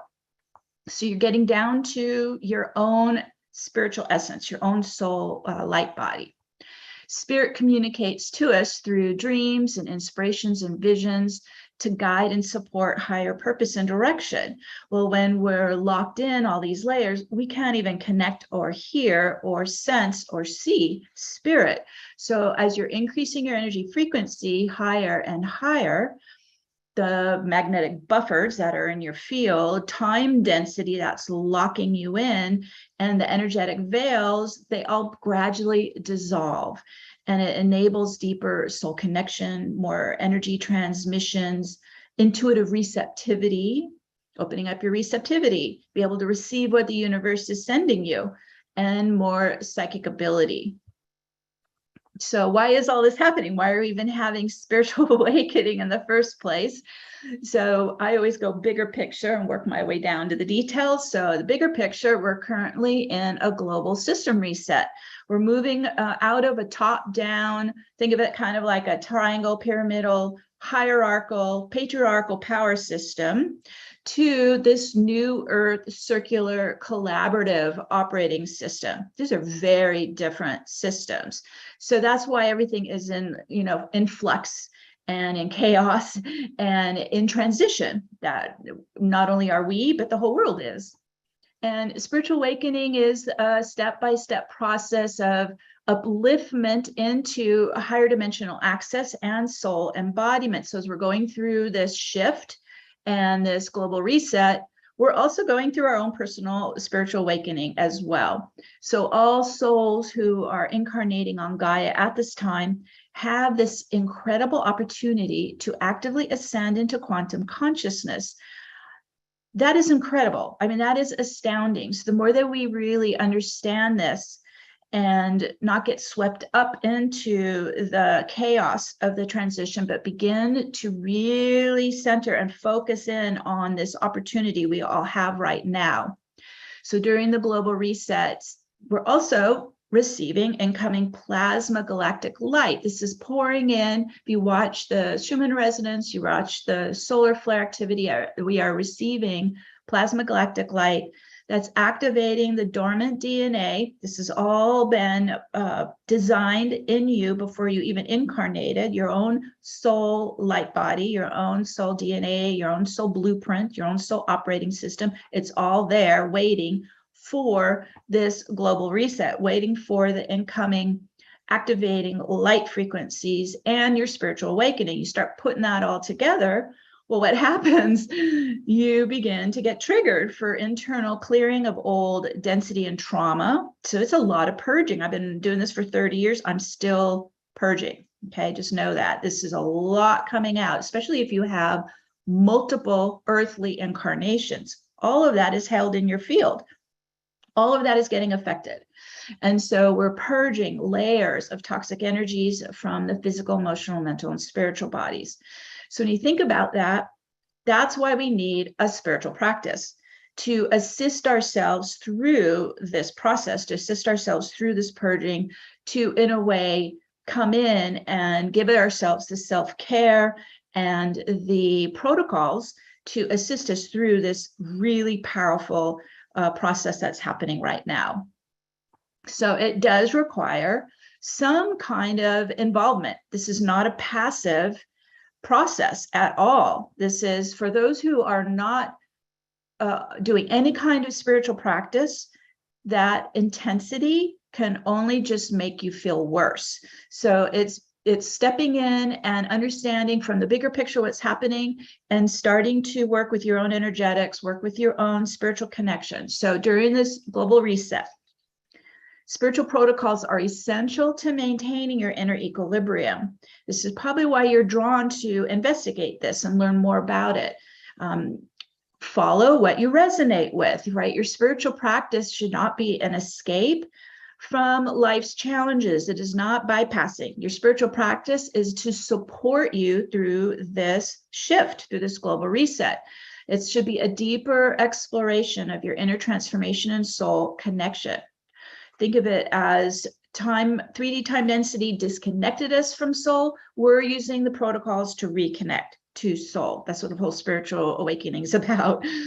So you need some type of grounding. I do it every morning. I get up, ground to the crystalline grids of our new earth timeline. So using whatever is your grounding process, I go out in nature at least 4 or 5 times a day, a week. And depending on the schedule and weather, getting into the 0 point field of nature, getting your feet onto earth. Because when you're metabolizing plasma light into the physical body, well, think about it. That's an electrical current coming in. You need to connect your feet chakra magnets to Gaia's crystalline light grid work if you're trying to open up your light body and ascend into 5th dimension and higher. Without daily grounding, you literally could overload, overstimulate your circuits and create a lot of body tension. I also supplement with silica for the grounding and the ability to run electrical currents through your own neural network, through your own light body. Okay, daily grounding is so important. You also need to contain your field in an orb of light because we are physical bodies in 3rd dimension, astral plane, 4th dimension. There's a lot of interference going on there. So down in these lower, more physical dimensions, it's important to have an auric shields in place, have your own personal boundaries in place, and then you maintain them. As we go up into 5D and higher, we're not as disturbed by astral interference, and so we don't have to be so contained or in our own private space. This was a bit of a conundrum for my mind when I first started working with my field. Lower dimensions, physical realm, astral plane, get yourself in an orb of light. So when I ground onto the crystal grid, I just always visualize and command the orb of light around me. The other thing too that I've noticed when I first started working with my own field was my aura was pretty, it was like Swiss cheese, you know, it was pretty damaged. And so we want to start to heal, mend, seal a strong, powerful auric field and not be leaking out or enmeshing with others and also allowing violation. So I mentioned Metatron's cube is the gift that never stops giving. So as I've worked with Metatron, began to understand he's the guardian angel of Gaia's acceleration into quantum consciousness. Metatron's gifted humanity with the sacred geometry. Metatron's cube, as you see here, as you see behind me. This sacred geometry accelerates personal ascension. Metatron's cube activates the quantum vortex to unwind time compression and particle density, to remove the veils, to increase your energy frequencies and enable the descension of the soul into the body. So embedded within Metatron's cube, as you can see, is the star tetrahedron that activates the Merkaba torus in your own light body and starting to create a quantum continuum. The chakra channel, this operates as the main channel of your Merkaba torus. It's your soul's light body. And through the gradual clearing of density, stuck trauma, memory from the chakra centers and the channel, you're evolving, you're ascending, you're rising up into higher dimensional frequencies. This chakra channel, this is, as you can see, all the different chakra centers correlate to dense emotional, mental, trapped energy that prevents the soul connection. This is your channel. The channel's been all stuck up with all this stuff that we have to clear.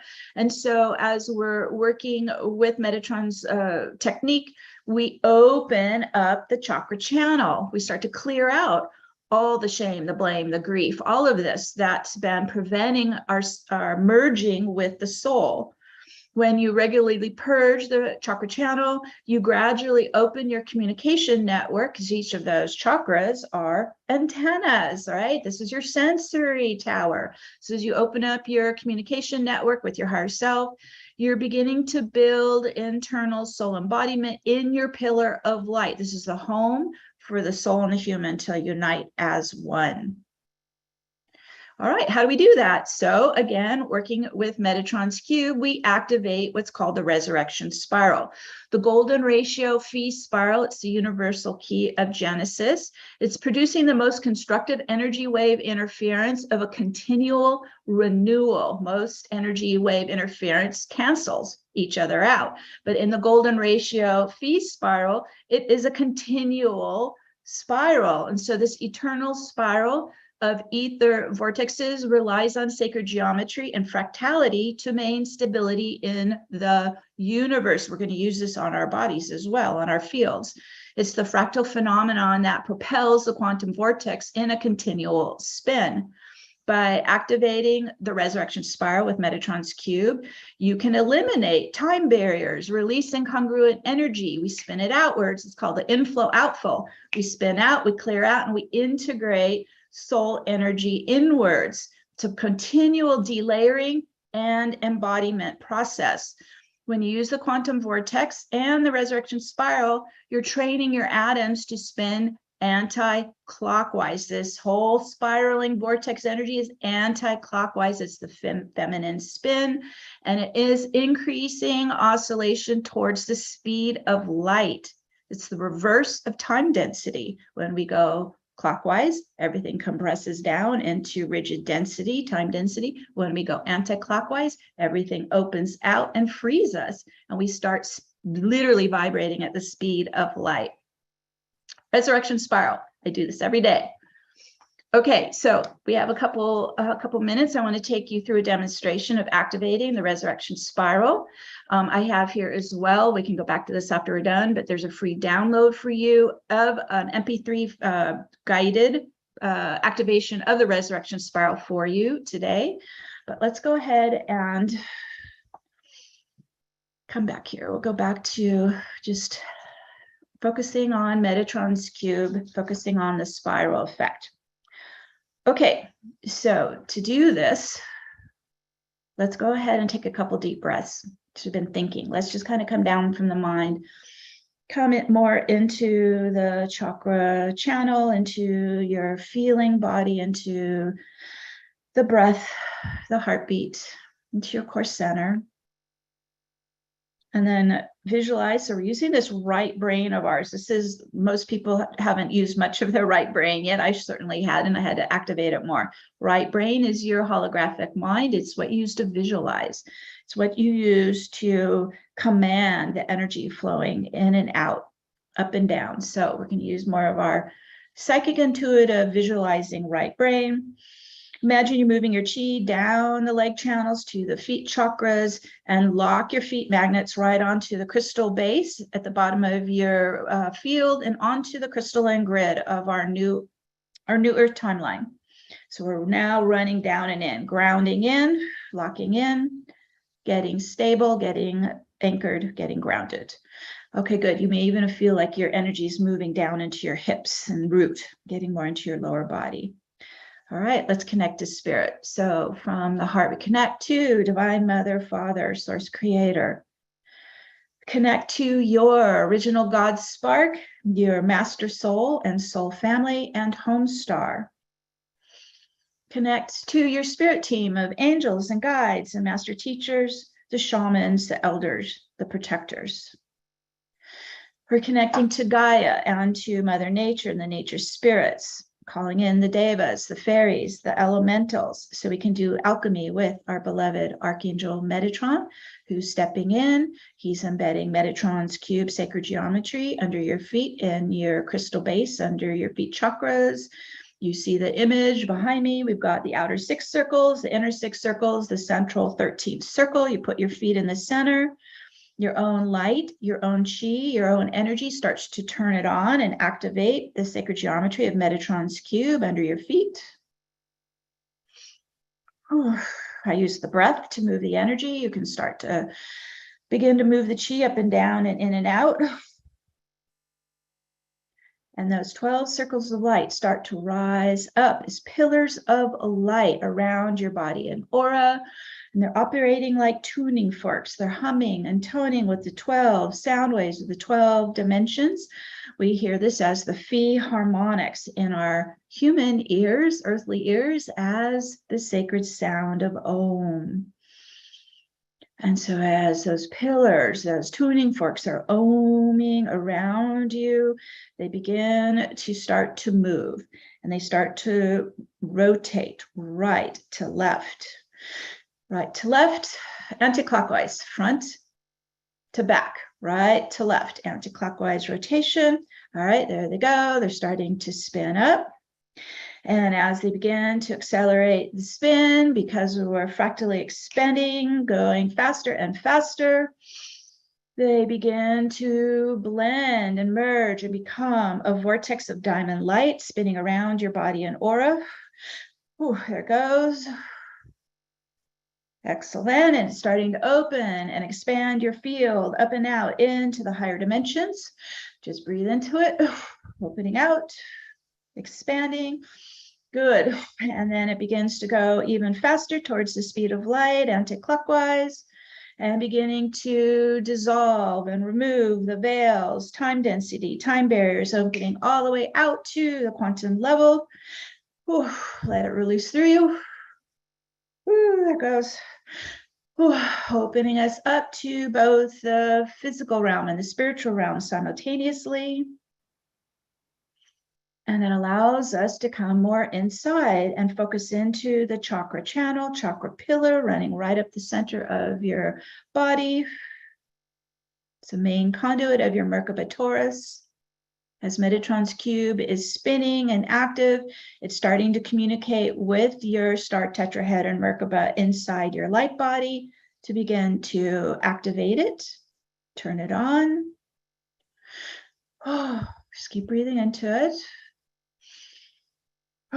Also, let's go ahead and activate the resurrection spiral. So we're turning back down to Metatron's cube at your feet, grounding onto it.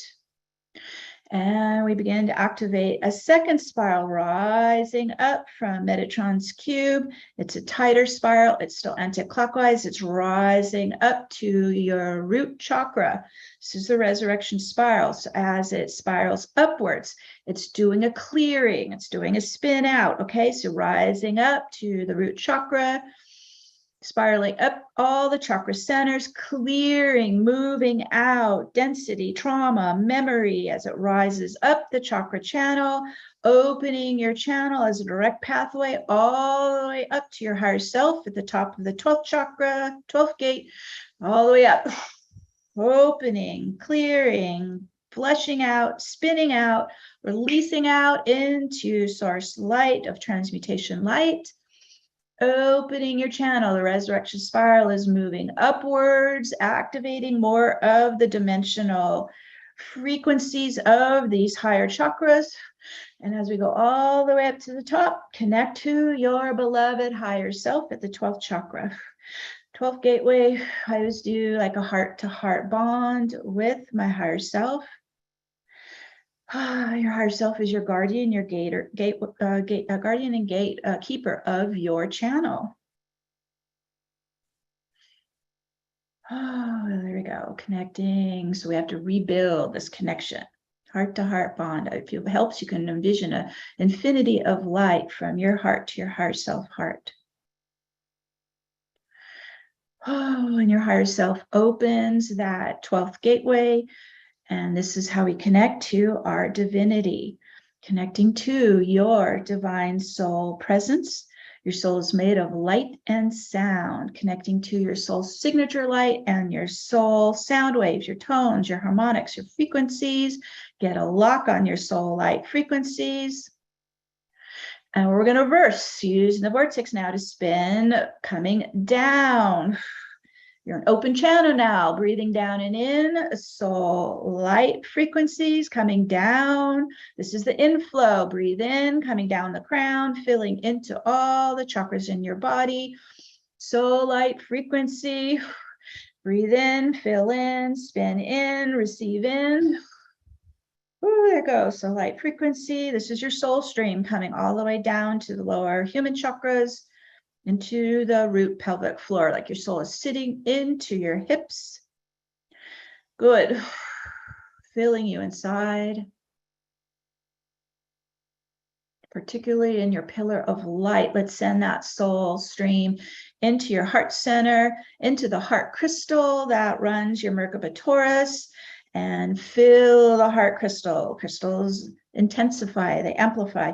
Ooh, there you go. And as we blast it with your soul light frequencies into the heart crystal, ooh, it intensifies like a big starburst of your soul light in all direction at the heart crystal, feeding into the Merkaba torus.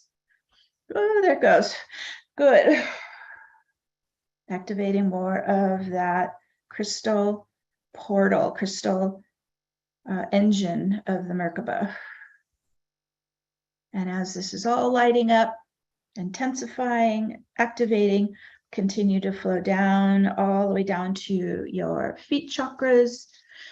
Oh, and your feet chakras are magnets locking all the activations to maintain and continue within you. This is where we're activating more of that quantum continuum. There we go.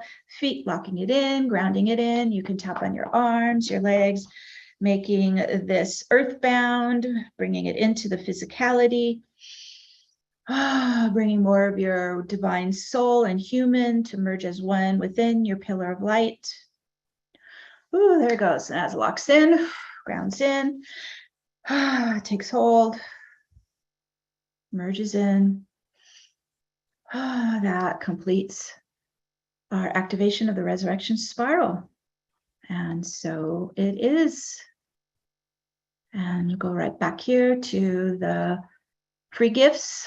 If you're interested in working with this on your own, you can download an ebook of some proven strategies for your ascension, as well as the MP3 file recording of the resurrection spiral activation. Also, you're welcome to go to my YouTube channel. There's several years of newer ascension activation videos there that you can work with. We just did the equinox activation and the Lionsgate activation. We've got the eclipse activations coming soon and later October 25th. Also, I'm going to be teaching, this is just a little mini sample of what I'll be teaching coming up in November 30th, a live 3-hour webinar of all that we just touched on and much more. So you're welcome to register for that as well if you find this resonant for you. Okay, I'll take it back to Waxela. Wow, that was beautiful. And I'll get a pin here. Thank you so much, Meg. That was a wonderful activation, and really felt that expansion. And I love the way that you brought, there's so much information all in one, transmission. So I think for some people it would probably be helpful to go and do that again, listen to the recording, go back and get yourself in a comfortable place where you can really sink in and experience it multiple times if you'd like to, because that was so powerful and there was so much information contained in that. I kind of throw it all at you there. Yeah, absolutely. So yeah, and I loved so many of the things that you brought up, presencing the experience of spiritual awakening for people. That is something that so many people are going through right now. Yes. I know people that are, it's almost like popcorn, popping open, and then they're like, oh my gosh, what do I do with this? It's very Yes. intense. Yes. So we need people like you to help people understand, how do I navigate this new territory and energy? Yes, because it is kind of shocking, and and it's so new. And I know for myself too, it was very unsettling and kind of disorienting and all of that. And so, thank God, I was able to. I'm a walk-in soul, so I came in with my channel open, so I was able to get direct guidance on what I needed to do. Didn't mean that it was any easier. It just meant like, okay, I have to do these steps, and that was then over time I really started to understand the kind of the whole process and how to apply all the different steps. We just, I threw a lot at you, and that is just the start of it. There is so much more that this quantum vortex can do for you, and the resurrection spiral for you do. That was just a little get started with taster there. Mm-hmm. Wonderful. And we have a few more minutes. Bridget, I don't think Bridget's on yet. Bridget, if you are on, let me know, but I don't see your name, so I don't think she's here yet. So if you don't mind, I would love to ask you a question about, certainly I love walk-ins. I've been surrounded with them my whole life pretty much. And for anybody listening that this might be a new concept, could you do sort of a nutshell version of what it means to be a walk-in?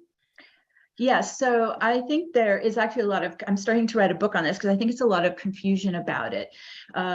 What we just did was a process of bringing the soul in and embodying the soul. So we begin to, in a way, transition away from the ego running, the mind, the heart, the body, the field, the life, and more of following and letting the soul guide the life. So a lot of people think that's walk-in. That is not walk-in. Okay, walk-in is where there has been an agreement prior that a soul is vacating an incarnation, and it gives an opportunity for a visiting soul to step in without having to go through the whole birth canal and all of that. So I came in when she was about 34, and although I was actually in subspace in the field since about 1 year old, but the full Kundalini soul all the way in was at 34. Now, what makes this so challenging, okay, there's like pros and cons to everything, right? So the pros is I didn't come in through the hijacked earth gates. I came in through the actual open channel. And so I was able to maintain no veils. So I was able to come in, hold the communication immediately, and start seeing psychically. Like it was going from just, a corporate career girl, in her 30s, all of a sudden, and within days, I'm like, okay, I got to do energy healing. We're going towards 2012. Like everything was pouring into what was my soul blueprint, my soul mission. It's been fixed for almost 30 years. That's it. Now, the pros, okay, that's the pros. The cons is you're in somebody else's body, ego, life plan, soul contracts, karma, disease, ancestral lineage, all right, core wounding, you're in all of their stuff. And so you have to work through that to be able to operate at your full potential. Everybody's working through it. I just had to work through somebody else's. Okay. And so that makes it a little difficult. And then it adds one extra piece that most people don't have who are not walk-ins. I had to decompose all the genetics so I could actually activate my own galactic code and operating system and blueprint. So you go through, in a way, I've had several NDEs, you go through the whole death process, disease process, dying process. It's brutal. I don't recommend it. But for those who do want to actually embody their own Merkaba Taurus light body, you're going to need to decompose the original, what we call the natal soul, the original soul's genetics, history, all of it. I think a lot of walk-ins are not doing that step. I was never going to be satisfied until I did that step. And so I think if that's, you say you know a lot of walk-ins, I'm wondering if they've actually gone. It's taken me almost 30 years to do all that. Yeah, I'm not sure. That's fascinating. And when you say to decompose, did you, I mean, I know it doesn't come, being a walk-in probably doesn't come with a guidebook. So, No. So I how had my did you, higher self and Metatron have guided me through every okay. step. Yeah, decomposing. So in the quantum, when you're in the quantum vortex, you have to understand that vortex is suspending time, space. So you're in a very powerful alchemical vacuum state where I can actually collapse the genetic code of the natal soul and start igniting my DNA to replace it. It's a very fast, accelerated way of transforming yourself. That's powerful. And then the information that you're able to bring through is clear and pure, and you don't have to filter it through all of the stuff that natal soul had. Something that I'd like to ask, since we have, since Bridget's not here yet, is what happens to the natal soul when a walk-in comes? Well, I had to actually help her transition. She wasn't going anywhere. And it took me almost 20 years to get her to go. She was very different, very unevolved. So I had to help her. I cleared her karma. I helped heal her wounds. Like, she got, a lot of benefit from being basically two souls in one body. It was kind of schizophrenic in a lot of ways, but finally helping her relinquish and transition. Now, I had to literally move out of Los Angeles, where her incarnational timeline was, to start breaking it down, breaking it apart, and helping her leave. So that's, again, another question to ask of your walk-in friends. Are they a dual soul, or did they have to help that soul transition, or did that soul actually leave when they came in? Most don't. Mm-hmm. Yeah. Yeah. And I know that there can be a braid as well, where there's sort of a share, like you alluded to, a time that you felt a little schizophrenic because there was a braid of two souls in one body. Yeah. And I have known people that have that experience. It seems it's a lot to navigate and confusing to the mind. Very confusing. And people would say they'd see her come in, my eyes would change, my face would change, my energy would drop. She was mean. I mean, it was very clear who was there at that present moment, until I could finally help her heal enough to release and go. Wonderful. And so was this a pre-incarnational agreement? Did you agree upon this ahead of time? And I think one thing I'd like to clear from people's minds is if they're saying, well, what did you take a body? I'm sure that comes up in people's minds. So she almost died at 1. And so that was the entry point. And that's when we agreed that I would come in. So she was already starting to relinquish the body and the incarnation. I wasn't planning to actually be here. My soul is actually a guardian angel, and I work from the higher dimensions. But the planet, I don't know, after the harmonic convergence in 87, things were not moving along as planned. And so I work with a handful of walk-ins. None of us we're all angelics. None of us were planning to be here. So it's a kind of getting, troops on the ground, helping to really shift the frequency on the planet, and all the light workers working with thousands of light workers to get them also out of the matrix, out of all the conspiracies, to begin to actually get free and clear with their channel and do what they're here to do. So we lift this whole planet up into 5D to 12D. Fascinating. I love it. Thank you for sharing that and helping us get a little deeper into the understanding. I find the walk-in phenomena so interesting and important. And I do feel like, it's a different thing, but in embodied ascension, we are inviting larger parts of ourselves into our physical incarnation. And so to understand how to open up, expand, and allow more of ourselves is not the same, but similar to a type of experience, allowing more of ourselves to walk in. We're doing the same technique, but it's just who's coming in may be different. Yeah, exactly. Well, I do see that Bridget is here now. So Meg, thank you so much. That was fascinating. Thank you for also, I wanted to say that your artwork is just gorgeous. I find it very activating and opening. You. I have some great graphic artists that I've been working with them for years because I'm very visual as well. So yes, thank you. Yeah, beautiful. Thank you so much. Really appreciate you. Okay. All right. So that was fun. And now I see, and Bridget, I saw you come in. I just want to make sure, go ahead and say hi so I can find you in the people that we have. If you can unmute and say hello. Hello. There you are. Hello, Okay. hello. There you go. Hold on. Let me give you a pin. Okay, great. So I'm so excited to have you here and see you. And let me just grab your bio so I can share with everyone a little bit about what you've been up to. So this is, again, not Bridget's first time on Portal to Ascension, but it is your first time on the Alchemy of Ascension. So I love to just kind of share a little bit about your history and what you've been up to.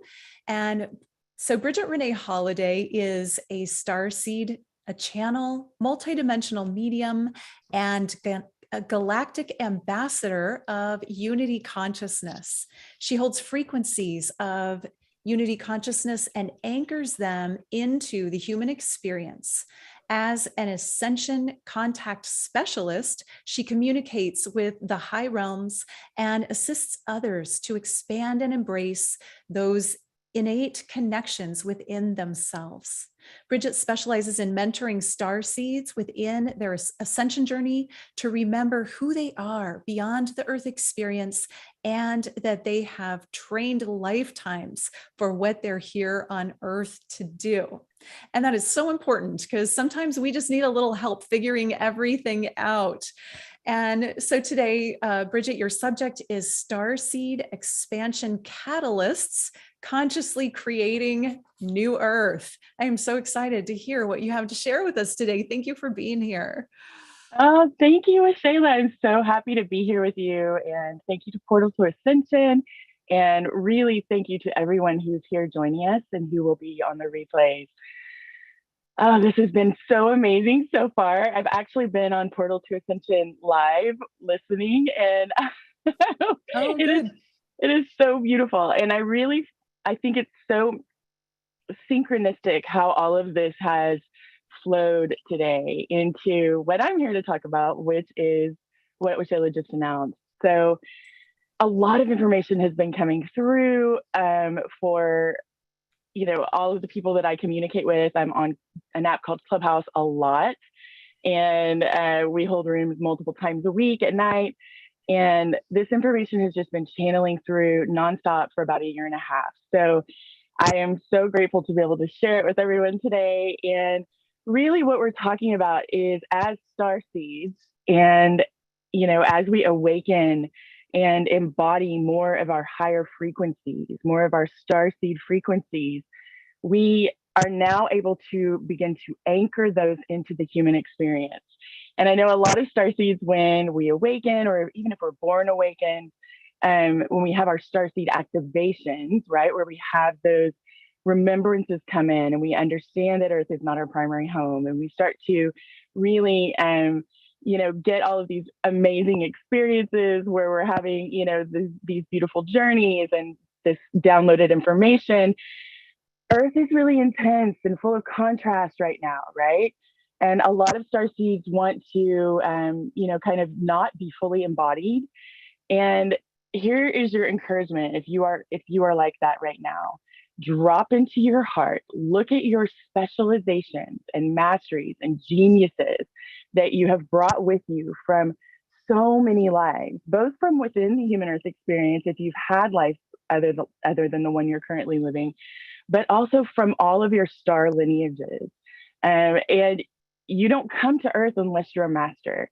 You don't come to Earth unless you have many, many, many specializations, and you bring those in. We all came in so that we could embody and assist the human Earth collective to transform what it means to be human on Earth, and to transform the Earth experience from a very third dimensional experience into an embodiment of a more fifth dimensional expression, right? So the more that we ground in, the more that we anchor our frequencies within our human, and we live from the heart space in neutrality or above as an objective observer in love, then we're able to really get a visual and an understanding of what's happening on the planet from a higher perspective.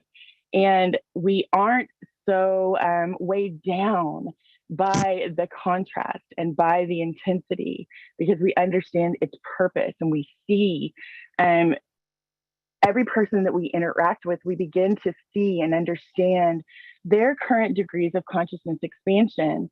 And it removes the judgment, right? So it removes the judgment that we have for our own life, but it also removes the judgment that we have for others. And we begin to honor everyone in where they are within their current degree of consciousness expansion. We all have slumbering aspects of consciousness right now. That's just part of the human experience.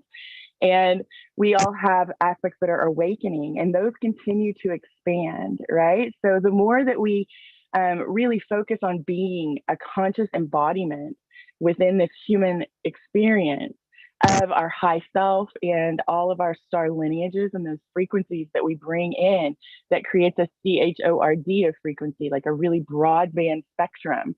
When we begin to anchor that in, we are actually anchoring into Gaia herself, and she will happily work with us if you're not already doing that.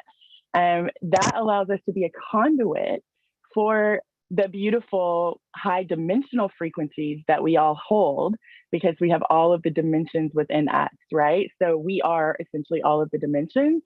Our soul is expressing in many different dimensional forms simultaneously. And we get to anchor that in to assist our beautiful planet with her ascension back into her original creation point, which is a fifth dimensional expression, right? And the foundational building blocks of the fifth dimension are unity consciousness and unconditional source love, right? So the illusions of separation and forgetting begin to dissipate the more we are embodying our fifth dimensional frequencies. And so what ends up happening is our planet is supported, and we begin to become a very conscious expansion catalyst. That's a name that my soul team gave all of us, that we're all expansion catalysts. We have the potential to be an expansion catalyst. And what that means is that our consciousness and the clarity that we have within our own mental, emotional, and physical fields, and of course, spiritual and etheric, begins to ripple outward from us in very almost like concentric circles of energy begin to ripple out from us. And just from being, we don't have to do anything at this point, though we will. But just from being, we are now elevating everyone within our vicinity, right? So people are going to have more epiphanies, more awakenings, more expansion within their consciousness, just from us existing in the world somewhat near to them. And the way they showed it to me, they brought through a lot of visions and downloads on this initially. And the way they showed it to me was like Earth was a very still, like, body of water, right? That looks like glass, right?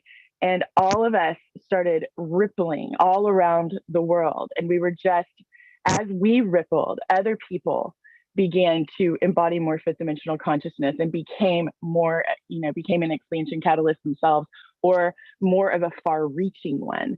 And it was just like this whole globe was filled with energetic ripples, concentric ripples, like lots of little stones had been thrown into a pond that was a sphere.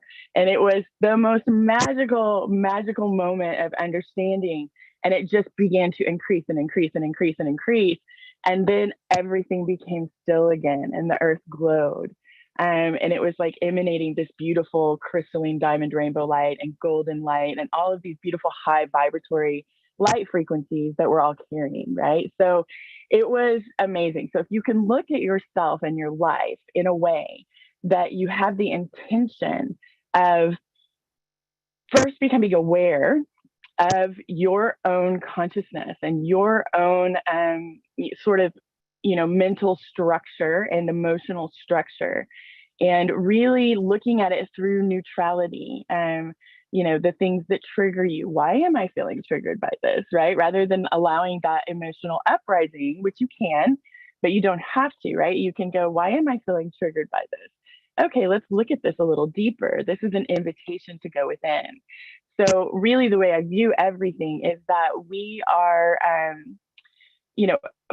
our inner world directly reflects in our external reality. And part of becoming a conscious creator is recognizing this. There's an accountability there, but it's not the kind that's like a punishment sort of accountability, right? That a lot of people associate that word with. It's really just, oh, okay, I'm creating this. I have a co-creation in this with someone else, or I'm creating this within my own reality. And where is this coming from? Because if we can recognize something that maybe doesn't feel great, right? Or maybe it does, maybe it feels amazing and we want more of it. When we can recognize that, then we can really work with the energy within our own lives. And a lot of that begins in our beliefs. A lot of the beliefs that most of us have been created when we're a small child and then built upon. So it's an entire belief system structure that has, core hubs of beliefs that, excuse me, let's just clear that throat chakra real quick. Thank you. Okay, so it has core hubs of beliefs that a lot of other beliefs stem off of. And with these beliefs, we create stories that we tell ourselves to solidify them within our reality, but we also create unconscious and conscious patterning that continues to cycle them into our life and situations that are in alignment with them into our life. And those that feel good, if we drop into gratitude and really focus on it, and we're like, ooh, I love this energy. I love this expression. I love this experience. I would like more of this, please. Then it begins to multiply and magnify, and we bring in more of those harmonious energies with who we're choosing to be in this now moment and how we're choosing to embody and what we're doing in service of the world, right? Of the collective, of the all. And if it's something that doesn't feel, it feels disharmonious or unharmonious, whatever that word is, I'm having a little bit of brain fog still, but if it feels that way, then this gives us the freedom, if we can objectively observe it and see what it's connected to within our own structure, our own internal constructs, then we can see, oh, have I adopted this in? Is this part of humanity's co-creation of, collective agreements? Is it part of the control construct that we're creating together and with other beings? Or is it something that I have created, in a moment of not fully being able to perceive the entire situation, right? Where I was not in neutrality and being able to get an overview of what's going on. So then we get to say, okay, well, is this who I'm choosing to be now? Is this still true for me? And if the answers are no to these questions, then we get to, of course, drop in, feel it, honor it for what it has taught us and what it has reminded us about ourselves. But then also, after we do the honoring and the love of it, because we're not resisting anything or attaching to anything, we're simply observing and then dropping into the action, the inner action. And then we get to go, okay, well, if this doesn't feel good anymore, this doesn't feel resonant anymore, what does?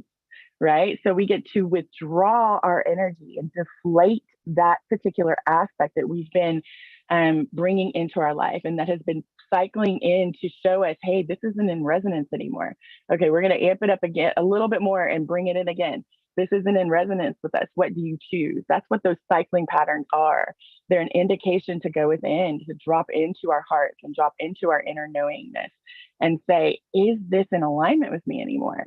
And it isn't because of how you react to it, right? If there's an intense emotional draw, is there trauma related to this? Is there something that's asking for, deep trauma asks for shadow work? The more less intense traumas may ask for inner work, right? Everything asks for inner work in my world, but then we get to go, okay, how do I want to manage this? How do I want to, address this in my world? And then what would I prefer instead? What would I like to create instead? So I'm inflating something else that feels more in alignment, that uplifts not only myself, but other people. So as we begin to do this on a regular basis, it becomes faster and faster and easier, just like an affirmation, right? I think most people have done affirmations at some point in their life. And when you first start to do one that you don't believe yet, you'll have resistance pop up in yourself, right? And then you deepen into it and try to understand it and, kind of dive deeper into it, but you keep repeating it. And eventually you're totally in alignment with it.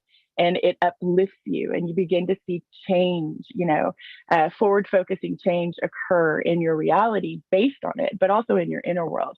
It's similar to that, right? So when we do this, we're able to really begin to consciously create our own personal reality, which in that in itself, we can then begin to create a bigger picture with it, right? So now we're not just holding the idea of New Earth, we're living embodiments of it. We are creating it in every now moment, right? So you guys might see kitties. So we are, then moving into being a conscious creator of our reality, but also we're holding more of that fifth dimensional unconditional love, anchoring in that unity consciousness that we all have and we are all expressing as in multiple source expressions is what I like to call them. We'll call them lives, even though all of them aren't necessarily in physicality. So we're anchoring in that knowingness that we are all one. And that begins to shift and change this world. People who may not have thought about that are now in our vicinity as we're radiating these frequencies and these codes and this wisdom and this knowledge out into the world just from embodiment. Now we're actually having other people, they're using us as a permission slip, so to speak, within their own energy fields, with their own mental, emotional, physical, spiritual, and energetic fields, and they're giving themselves codes, but they're accepting codes that they're resonant with. So we serve as like a permission slip, right? And we serve as the background for a permission slip for people. And this can happen on a very unconscious level as well. But then they will begin to become more conscious as they move forward in their journey. And so really, we can hold the vision and the feeling and the knowingness of what 5D Earth feels like for us, what we would want to see more of in this world now, and begin to live it and embody it in very real ways within our reality. And we have all of these amazing tools in the world right now that are, really introducing us to different ways of getting into these frequencies within ourselves and remembering them and magnifying them. And the idea for all of this is to awaken those slumbering aspects of consciousness, right? So that we can really fully embody in this world. And that does mean, for starseeds, that does mean that we enjoy being in the body, that we find the pleasure of the human earth experience, even with all of the intensity and contrast. And that intensity and contrast, just for those of you that are really feeling it right now, there is purpose in all of it, right? And I know we hear other people talk about this, and I'm just going to share my codes as I speak on it with you guys, but there's purpose in all of it. It is a global awakening system, so to speak, right?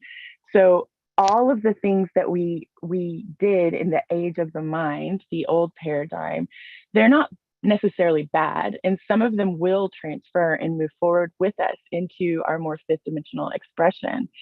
But the things that don't serve us as individuals nor as a whole, right? Those things are being magnified for all of us to see and experience and know. And with that magnification, it's designed to awaken mass amounts of soul groups, like mass amounts of people who are embodied from particular soul groups simultaneously. And the idea is to kind of have a crack me open experience for those who that's how they're choosing this. There has to be a better way. Change is necessary. What can I do to help with the change in the world? And that will look different for each and every one of us. So there's really no reason for us to judge another on their journey. They are exactly where they're supposed to be in each now moment, just as we are. And their soul is expressing and, in the ways that they have designed for themselves and that they are choosing through free will, right? So it's important for us as starseeds to also hold compassion and understanding for the mass awakening that's happening and the little baby, awakenings that are happening within everyone's consciousness, here and there, speckled throughout our days, and hold space and really just shine our light and utilize those specializations and those masteries and those geniuses in whatever way your heart is telling you to. And for a lot of us, it's going to be being seen and felt and heard in a much bigger way than we are probably comfortable with, myself included. At first, I was petrified of public speaking a year and a half ago, right? So, you will make it through it, and trust your team and trust your intuition, and remember it's not about you. And that's what works for me, at least. So if that can help you, if you're one of those people, it's not about me.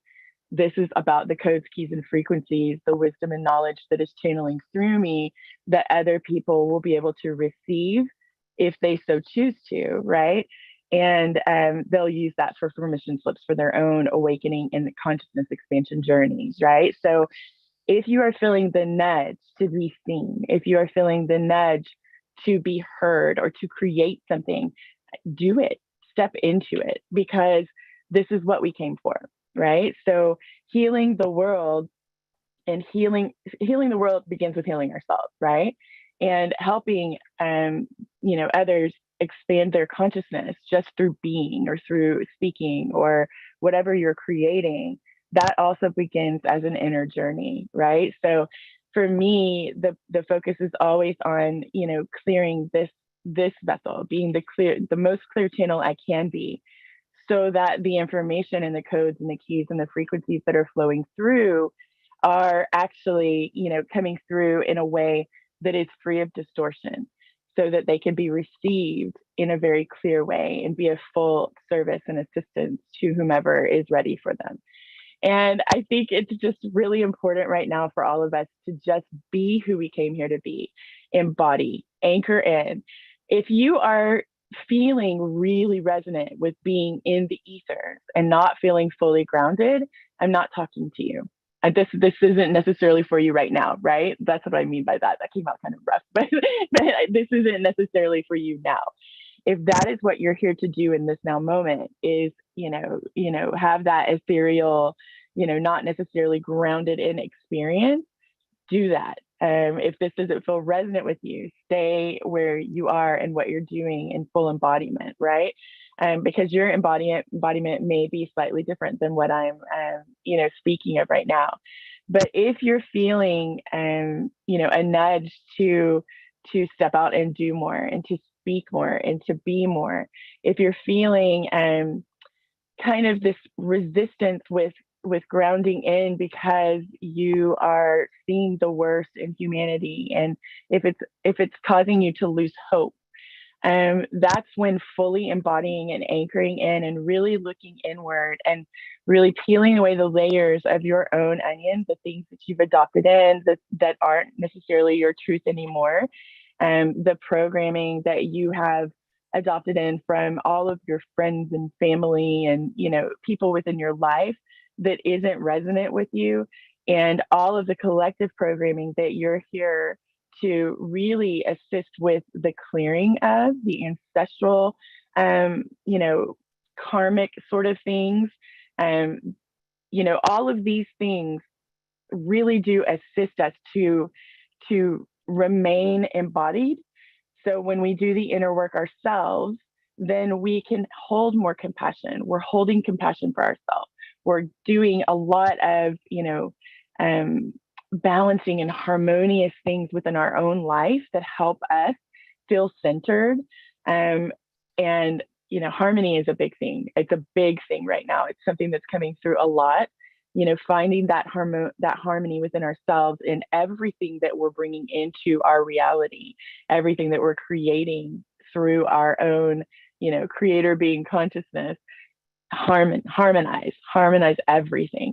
And when we do that, that's when it's easier for us to support and serve other people, right? And I think a lot of us understand this, but I have heard so many people, talking about, how terrible humans are and things like this. Humans are amazing.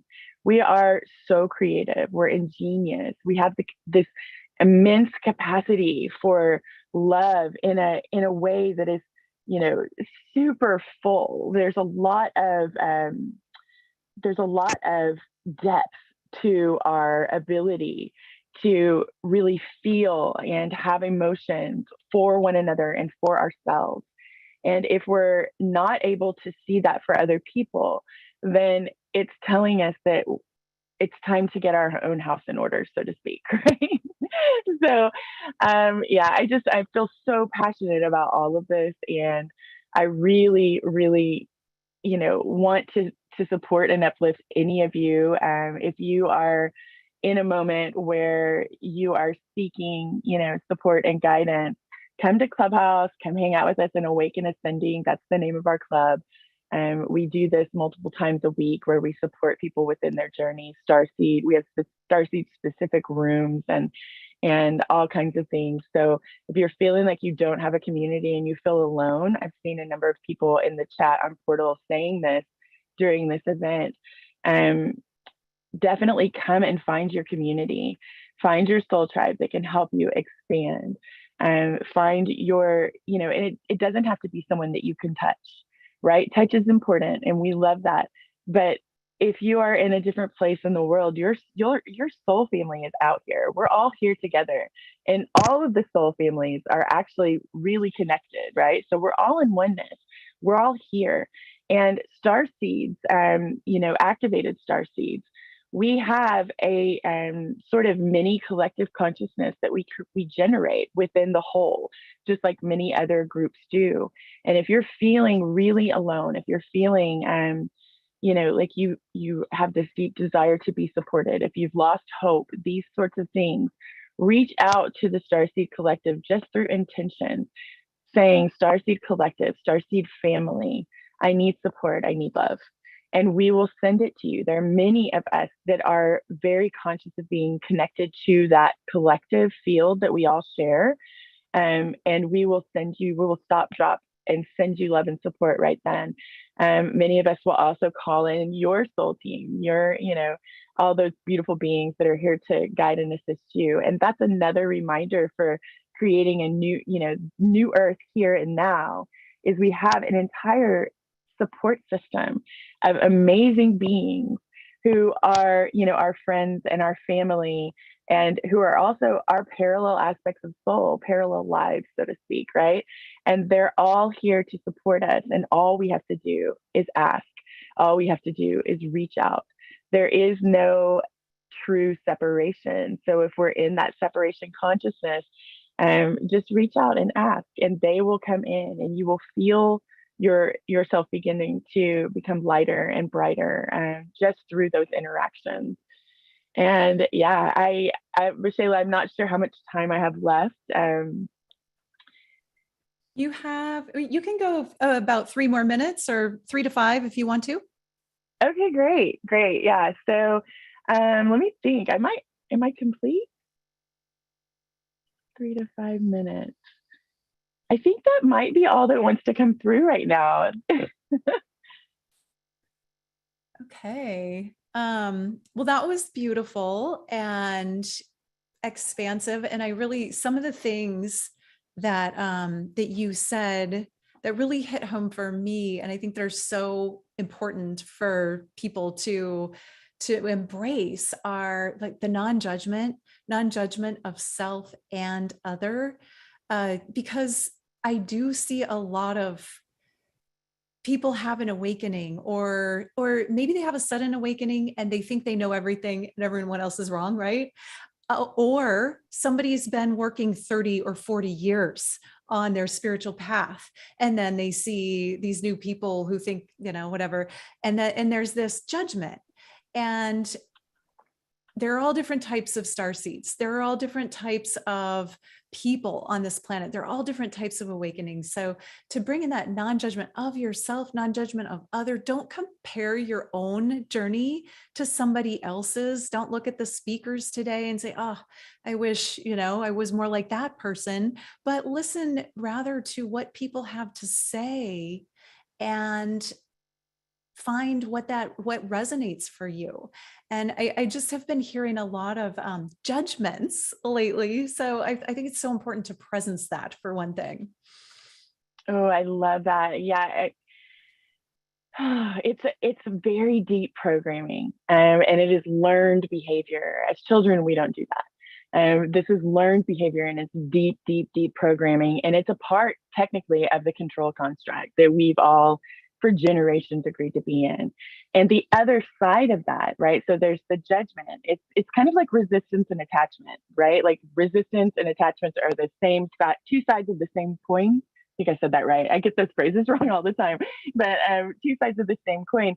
So the other side of the judgment, the outer, resistance and deflection of a reflection is, the pedestaling that happens, right? So like seeing someone who has been doing this work and who is here to assist and serve, and putting them on a pedestal, or having them put themselves on a pedestal, right?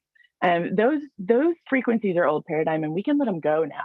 If you see someone that is really shiny to you in one way or another, right, and lights you up, that's actually an indication that there's something within your own consciousness that's asking to be brought in and embodied in your life, right? So rather than put them on a pedestal, start paying attention, and then look within and see, okay, this is being asked of me to embody myself, or it wouldn't be as shiny in them as it is, right? That's a reflection that's coming back to you. And so is, the things that we're judging about other people. It's either a reflection of our own belief system, something within our belief system that whatever they're doing kind of rubs against it, right? Like creates some friction. Well, I mean, it could be so many different things, right? But it's always a reflection. It's a reflection of how we are with ourselves when we're judging someone else. And it's time for us to just let it go. Have that beautiful journey, that beautiful love relationship with ourselves, and support ourselves like we do the people that we love the most in the world, with no strings attached, right? And then it's easy for us to do that with other people. And our cup is still full, right? So we want to serve and love from a cup that's overflowing, right? And so that's what all of this is about. And this is what creates New Earth. I've had many visits to, the New Earth, so to speak, but this is actually what we are creating in the now moment. If you see something you love happening in the world, drop in, feel gratitude, and say more of this, please, right? These things are what help us create New Earth. And I feel like I've been talking a while, so I can talk about this all day. Yeah, that's great. And I love how you share passionately, and just you certainly have a certain frequency that you share from, and it's really beautiful. So thank you for all that you've shared today. And so for everybody listening, we will be going into a speaker panel next, and I want to give everyone an opportunity to ask questions. And some people have already been sending in some questions. So I just want to give you a heads up. We'll be asking questions from the viewers. Also YouTube, I have the YouTube stream on here. And I apologize for, if I'm ever looking away, it's because I'm checking in on YouTube, or, there's a lot letting people in the door. So there's a lot to moderate, as well as hosting today. This has been so much fun, and I've appreciated everyone's input so much. Honi did have to go. She originally was going to be here the whole time, but due to the hurricane and the evacuation, her schedule got changed. So luckily we got her for the hour that we got her, but she did have to move on with her day. And so it will just be, I will be moderating, and then it'll be Bridget, Nadi, and Meg. And you're welcome to ask any questions from anything that you heard today. You're also welcome to ask questions on something that you didn't hear about, or is it just a question that might have come up for you? And so I'm just going to go back. I've been kind of watching as we go. One of the questions asked, Nadi, was when you were speaking, and I'm going to go ahead and highlight you. So one of the things that came up was breath work. This is kind of perfect. Someone asked about breath work and sacred geometry. And there wasn't a specific question. The question was more, I think they said, it was Patricia, and she said, please talk about breath work and sacred geometry. Yeah, that's such a great question. And we can tag team that one, because we're looking, we're planning on doing this breath work and geometry class workshop. It's in formation, right? So I think I had proposed the synergistic combination with Waxela, because I love to teach people to draw sacred geometry, as I mentioned. And one of the things that has taken it to the next level is breathing while you draw. And I know it sounds tremendously simple, but breathing is the magic key hidden in plain sight, right? We're so disconnected from it, but it's this massively transformational tool. And I found that, as I was talking about with the geometry reflecting our own physiology, our own psycho-spiritual wellness, when you're working with the patterns, when you're drawing, when you're meditating, if you incorporate conscious breathing, there's some sort of combination of how the breathing is just exponentially more powerful, more activating, right? So what I try to speak to is the mystery. So much of the workshops, we are all trying to touch on this ineffable, energetic, invisible realm, these other dimensional realms, and all of these tools we have are the best way to connect with these other aspects of ourselves and with this invisible reality that is so potent and nourishing and divine. And so when we access the breath and combine it with the geometry, we've got these two tools right in front of us that it's like I said, hidden in plain sight. So we're just tapping into the obvious, and it's always funny because it's trying to speak in an esoteric way about something that is just fundamental and basic. And it's this combination of tapping the metaphysical aspects of breathing deeply and the consciousness expansion that comes from that, and the embodiment that comes from connecting through the breath, and the embodiment that comes from connecting with the geometry that is us. So it's this combo platter that we want to host this event because it can be really transformational. Everybody on the calls has spoken to the potency of all of this work, and so these are just tools that when you combine them they've been really useful in my transformation and expansion. So we wanted to offer that. And I don't know, Waxela, if you want to combine the breathwork piece. I'm amazed by the work you do with all that, the healing. Thank you, Nadi. Yeah. Breath, if you think of breath is life, and we are geometries. And as we breathe and come out of our, physical consciousness of our physical body expands out. When we breathe consciously, we can access higher states of ourselves, higher states of consciousness, as we're accessing the patterns around our body. And this is something that I have consciously done. So I've created, I do Ascension breath work. It's a technique that I offer. And that's what Nadi's talking about. So we've talked about putting these two things together already, breath work and sacred geometry, because it's the fundamental things in life that really are the most expansive. The breath, the basic building blocks, geometry. And so, this is something that we've spoken about. It's sort of in the pre-carnation aspect, but it's definitely there. We're creating it. And I love that confirmation just from that question is, that's coming.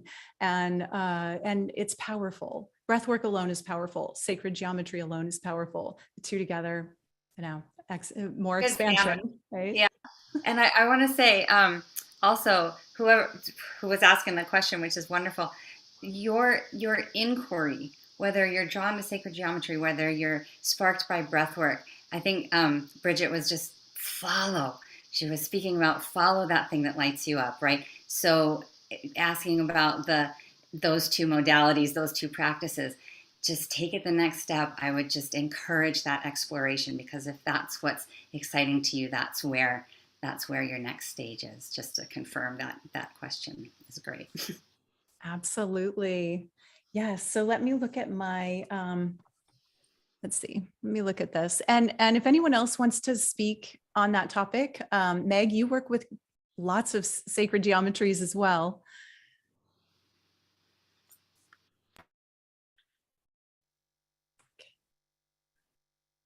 I use the breath for the inflow outflow of the move chi into, it's like the pranic breathing or kundalini breath, as we're doing the activations, especially of the sacred geometry, as well as using the sacred geometry to do transformative work or alchemical change. And I cannot do one without the other. So the breath just started actually happening naturally for me when I would focus on the sacred geometry activation, Metatron's cube activation. So it's, in a way, you're activating the entire all the layers or levels or bodies of your field into that, what we call the 0 point pulse. It's the expansion and the contraction of the life force. So as you're breathing in and out with the creative alchemy that's happening in that transformation point. So it's I think it's a great recommendation that you guys are doing and bringing that up. It can't happen without the other. Wonderful. Thank you. Okay, Bridget, we have a question for you. Someone wants to know, what is the benefit of knowing your starseed origin? Oh, there's so much. So knowing your starseed origins, because we have many, right? There's so much. It helps you remember who you are at the core essence of your being. So the way our soul incarnates is simultaneously throughout a lot of different lives, at least in my understanding of it, right? And these are all different dimensional expressions, but it can be, you can have 5 lives in a 5th dimensional expression or whatever, right? But when you begin to really access those lineages, then it's like a kind of unlocks aspects of your remembrance that enables you to really consciously embody those frequencies that you have from that, but also the wisdom and the knowledge from those particular lives. And when you, like someone that identifies, they hear about Pleiadians for the first time, odds are they're going to, at the core essence of their being, have a very heart-based, open, expansive kind of, free-flowing love vibe to them, right? And that's kind of how Pleiadians are, right? I mean, just think of Wendy Kennedy and her 9th dimensional Pleiadian collective that she channels, right? That there's a particular vibe to them. So when we have that understanding of who our lineages are, we begin to really, it's like, oh, I get why I'm like this. I understand why I'm like this. It's usually what it first does is it gives us that inner validation. And that inner, oh, I fit here. This makes sense, especially for a lot of starseeds who most of our lives, most of you felt like you didn't fit in a lot of ways. And it gives you that conscious support system as well, that is happening both within others who are Pleiadian descent. We'll just use Pleiadians for an example, because I think everybody knows about them. But then you begin to really understand which of your specializations and masteries, which of the, of those geniuses that you're using in your own life already or will be, come from those particular incarnations, those particular connections. And often when that happens, you start to have the remembrances, or you're already having them, of your lives. You might still be in dreams time or meditation, connecting into a parallel aspect of your soul, hanging out with them in their consciousness, going to ships, doing all of these different things, right? So it really just unlocks I call them activations, right? So when you find out about your connection with who you are, or your friends and family, however you want to view it, then it starts to unlock. It's like permission slips, like I was saying earlier for something else. It serves as like, oh, when this happens, I'm gonna, spur into these particular experiences within my life. And it begins to help you really remember your wholeness and remember who you are at the core essence of your being, which again anchors in those frequencies when you do it in a very conscious way. And it opens so many other doors as well for you within your life and within your consciousness, and working with the particular star lineages that you actually hold frequency for in this life. That really just opens up even more within your starseed journey of how you are in the world and how you can be of service. That was a long answer, but there's so many parts to that, I feel like. And I feel like I just barely scratched the surface explaining it here, but we don't want to take an hour, and you guys know I could. Thank you. You're Yes, welcome. thank you, Bridget. And I think that just one thing I'd like to add to that is not to get too attached to being any specific type of starseed, because what you find, and this certainly happened in my journey, when I first tapped into my Syrian origins, I really I've embraced that, really focused on it. And then I expanded out and realized, oh, wait, I have origins in other places as well. Arcturian and Andromedan and Pleiadian and many, many more. And if you're locked into one, you might miss a lot of other parts of yourself. And also what I find happens is the more you explore and sink in, meditate, expand, open, the more you allow these other parts of yourself to reveal themselves. So while it's fun, kind of like your zodiac or doing your astrology, we have a big mix, right? We're not just our sun sign. We have all these different things working together to create our whole chart. And the same is true of our galactic origins. So have fun, explore it, notice how it affects you, but don't get locked into just one or two galactic starseed races. And if anyone else wants to make a comment along those lines, feel free. I so agree. I have been activated, and this does not mean that I don't have connection with others. To me, my activations, I view them as direct experiences in one way or another with that particular being, where I'm like, this is who I am, or this is, my connection point. So it can mean activation can mean different things for different people. So I have Pleiadian, Syrian, Lyran, Andromeda Galaxy, Auroran, Arcturian, and I'm really connected to a lot of other races. Like, I'm super connected to the mantis beings.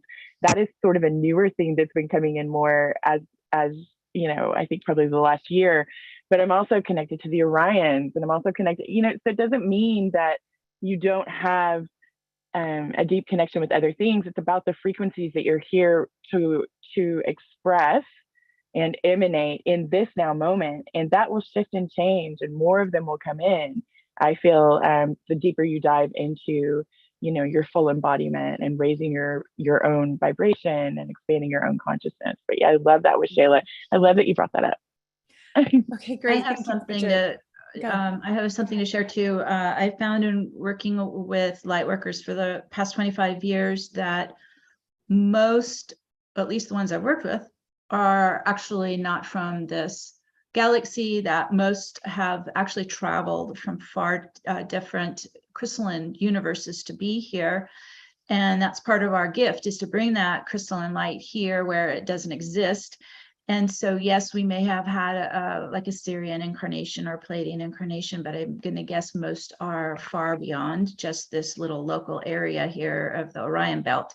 And so one of the things that I do in helping people connect to their home star is you don't really even have to know the name of it. I'm going to guess most of our home stars don't even have like letters, English letters. There's no name that we could even really say, verbalize. And so I lock onto the soul frequency that is uniquely yours. You lock onto your soul frequency and say, take me to my home star, because I work in the quantum vortex, which is like a time machine. I just state the command, I can feel myself getting pulled through a wormhole, through the portal of the Milky Way galaxy center and into these parallel universes. And when you connect to your home star and your home family and your origin, your original soul, that's the starlight, that's the soul light that actually fuels your own light body. You're designed from your origin. You're designed to run on your own starlight. So that's, for me, yes, you can go into the stories of all that. That's fun. Curious if you're curious, but really you want to connect to your original God spark, your original soul, and your original home starlight, because that's what's going to run your light body. Yes, I love that. Thank you so much, Meg. And there's so many things we have no idea what all is out in the universe, multiverse, right? So there's a lot more than we could possibly name. And I love that. Also, let's keep expanding out and not get like too stuck on just the ones we know about and we've heard about. Absolutely. So we have a great question here from Mark. And it's for anybody that feels called to answer. Beyond intent, can anyone share techniques for bringing one's magical and healing abilities from past lifetimes or incarnations into the present? I can comment on that. People say, well, how do I know what my soul purpose is? How do I know who my soul is? The only way you're going to know is you got to embody it. Otherwise, it's just a concept. So the more that you bring your soul essence in you, you embody it, you ground it in every day, you begin to learn what your origin, your divinity wants to express in the world, is what's interesting, what is the soul interested in, what are their soul gifts that are starting to awaken in you. And because you are bringing in your totality of your divinity, you're bringing in what you already are a master of from other timelines. That's how I'm able to do what I do. My human self doesn't know how to do any of this. This is my soul coming in with all that I've learned and mastered in all space-time to come in now. So keep just focusing on embodying your soul, and then you get to learn who you really are and become the channel for that to move through you. That was like one of my earlier mantras, with I'm a clear and open channel for my soul to work through me. This is where you surrender, you allow in your divinity to be alive and expressing in the world, and that's how you get to know who you are. Mm-hmm. Beautiful. Yes. Thank you, Meg. I would also say, Mark, that in order to tap into those past, if you're asking the question, can I bring my healing abilities from past incarnations forward to this lifetime, then there must be a part of you that's aware that you have healing abilities from past lifetimes. So I would say to go into meditation and just allow those memories to come forward. And then, time, we can think of time as a sphere, as simultaneously happening. If there is a part of you that from the past that has healing abilities, that part still exists right now. It's existing simultaneously. So you can draw the energy from that past lifetime into this lifetime. It's also, there's a technique called quantum jumping, where you can sort of jump yourself into that lifetime, bring forward those gifts and abilities that you've had in other incarnations, or possibly simultaneous incarnations that are happening right now,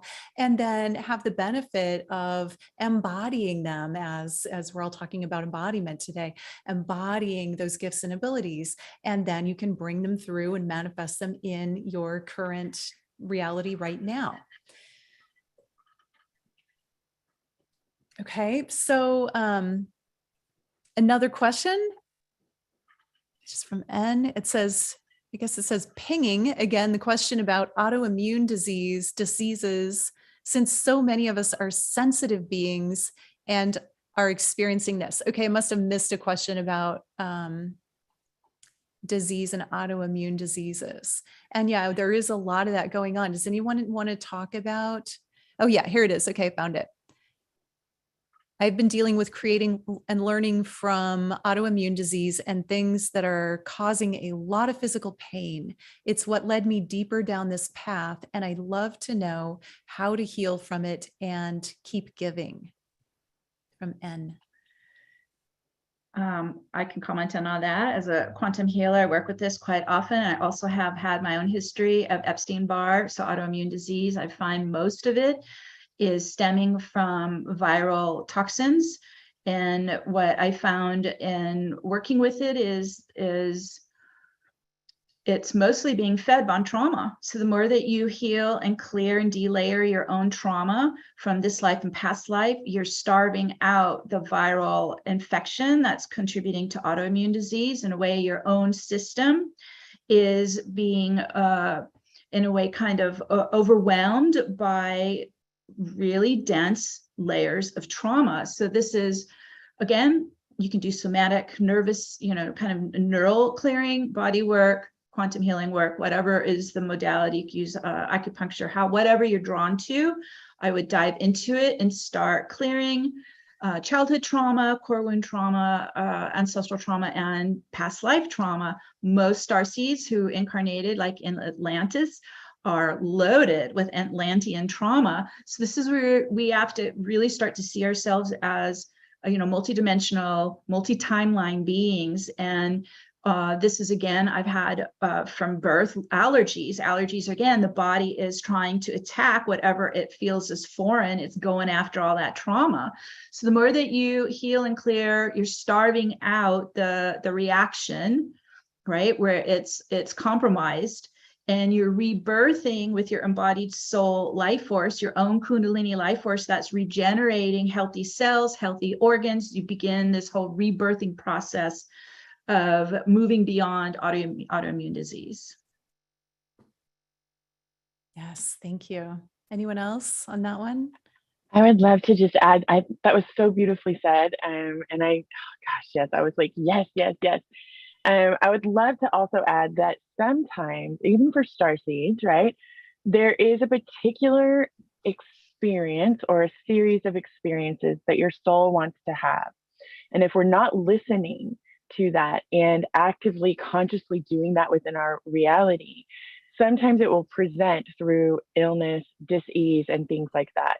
I have one particular, I'm not going to say who it is, in mind, who has a really rare autoimmune disease. And when communicating with the high self, it came out that one of the main goals of this life is to be nurtured in specific ways. And this is actually showing up in the relationship with the spouse that is happening. So my thing, because I do a lot of beyond quantum healing hypnosis, but I also do multidimensional energy healing. When I work with these sorts of things, I communicate with the high self and I realize they can be bartered with for things. So I'm like, okay, so if we can't remove this now, because they'll often say no, if we can't remove this now, and it's a co-creation, there's a being assisting this person to have this dis-ease experience, because we are designed to be in wholeness and fullness all the time. So it's a co-creation. So you can remove the being, the consciousness, but they will come back, right? And I find it's just best to go to the high self. So you can usually work out an agreement. Okay, so if this is not something you're willing to relinquish at this moment, what can they do to bring this into their life in a very conscious way, to counterbalance what is happening with the physicality, and how that is bringing it in? That's the magnetism for whatever it is. So when you can do that, often what they'll do is they'll say, okay, this, and this on a daily basis, this much. I mean, they'll give you a full, almost like routine of what to do and how to do it and how to bring it in.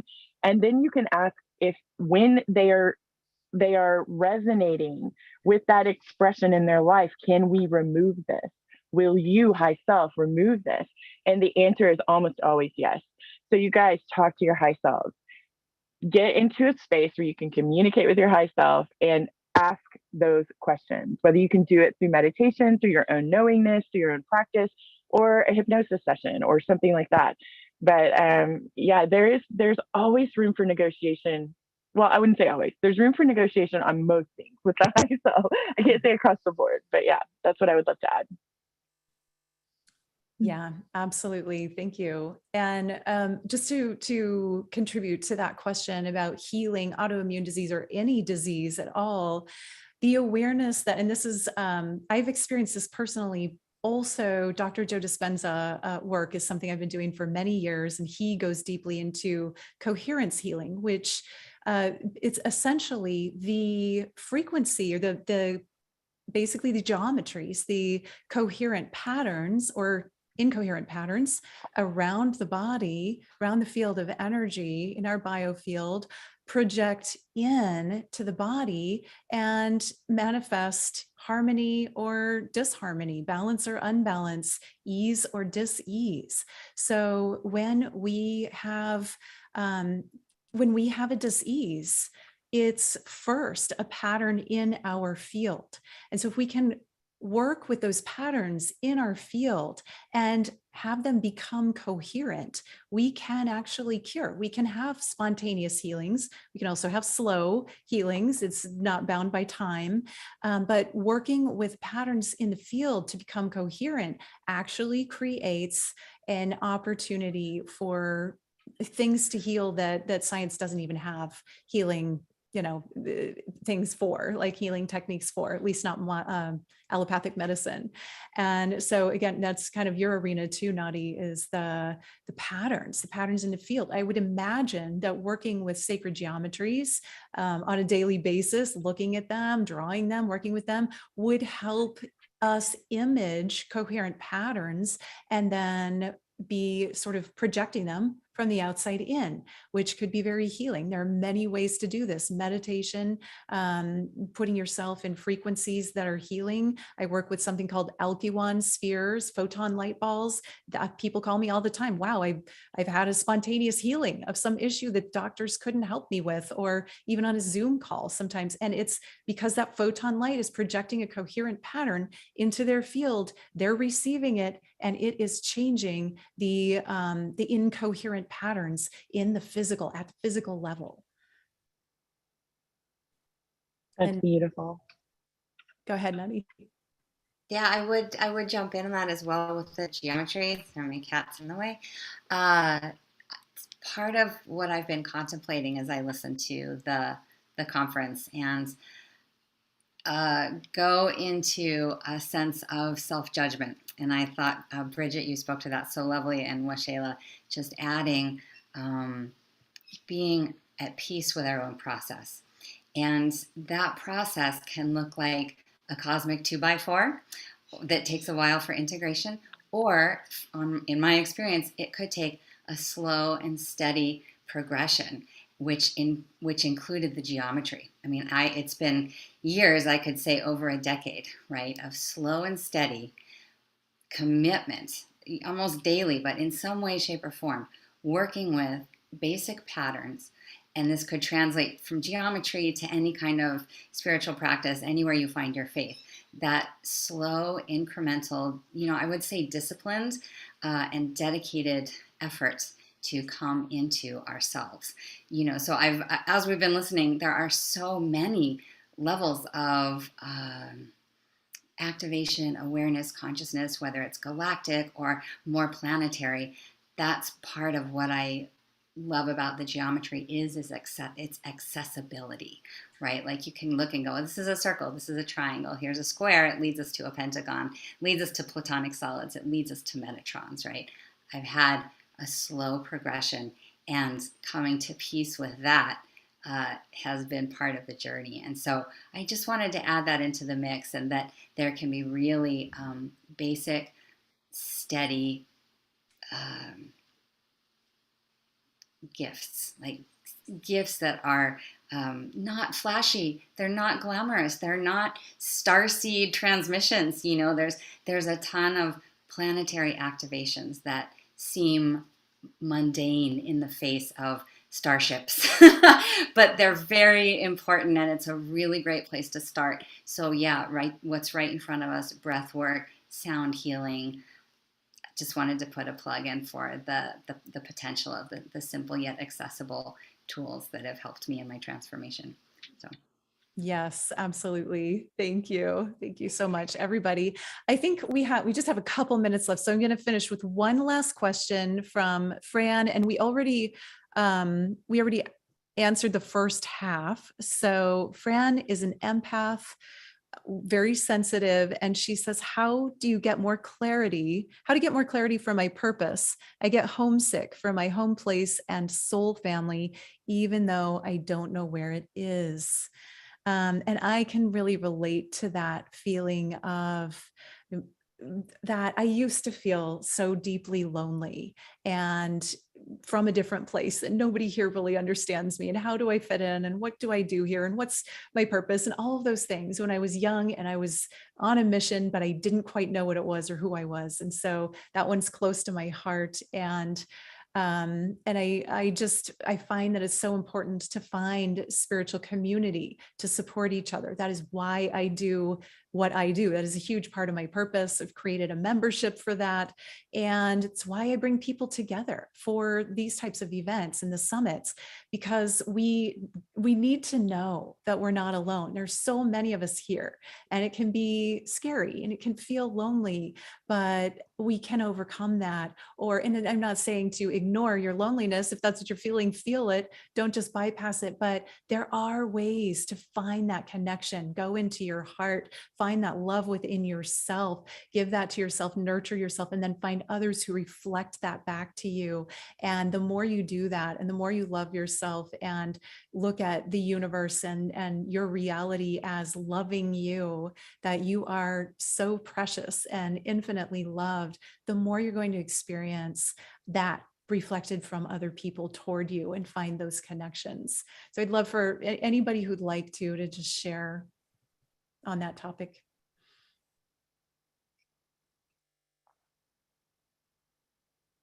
I can just add to that the more that we build the soul connection and embody the soul essence, the more we feel full and whole and complete and not disconnected. And I found any sense of loneliness or feeling alone or feeling abandoned just started to disappear, because in a way I was bringing home inside me. So home is where the heart is, home is wherever I went. I just felt I was home. So I think the more that you focus on delayering the real, what I would call compressed, three-dimensional density that keeps us, this is the left brain that lives in time. This is what keeps us separate from our divinity, from our soul essence. The more you meditate, get out of that thinking mind, get into the now, get into coherence, you're able to then merge more and more with your divine soul essence, your soul's energy, your soul's love. You'll feel full. You won't feel any yearning for anything outside yourself. You're going to have everything you need inside yourself.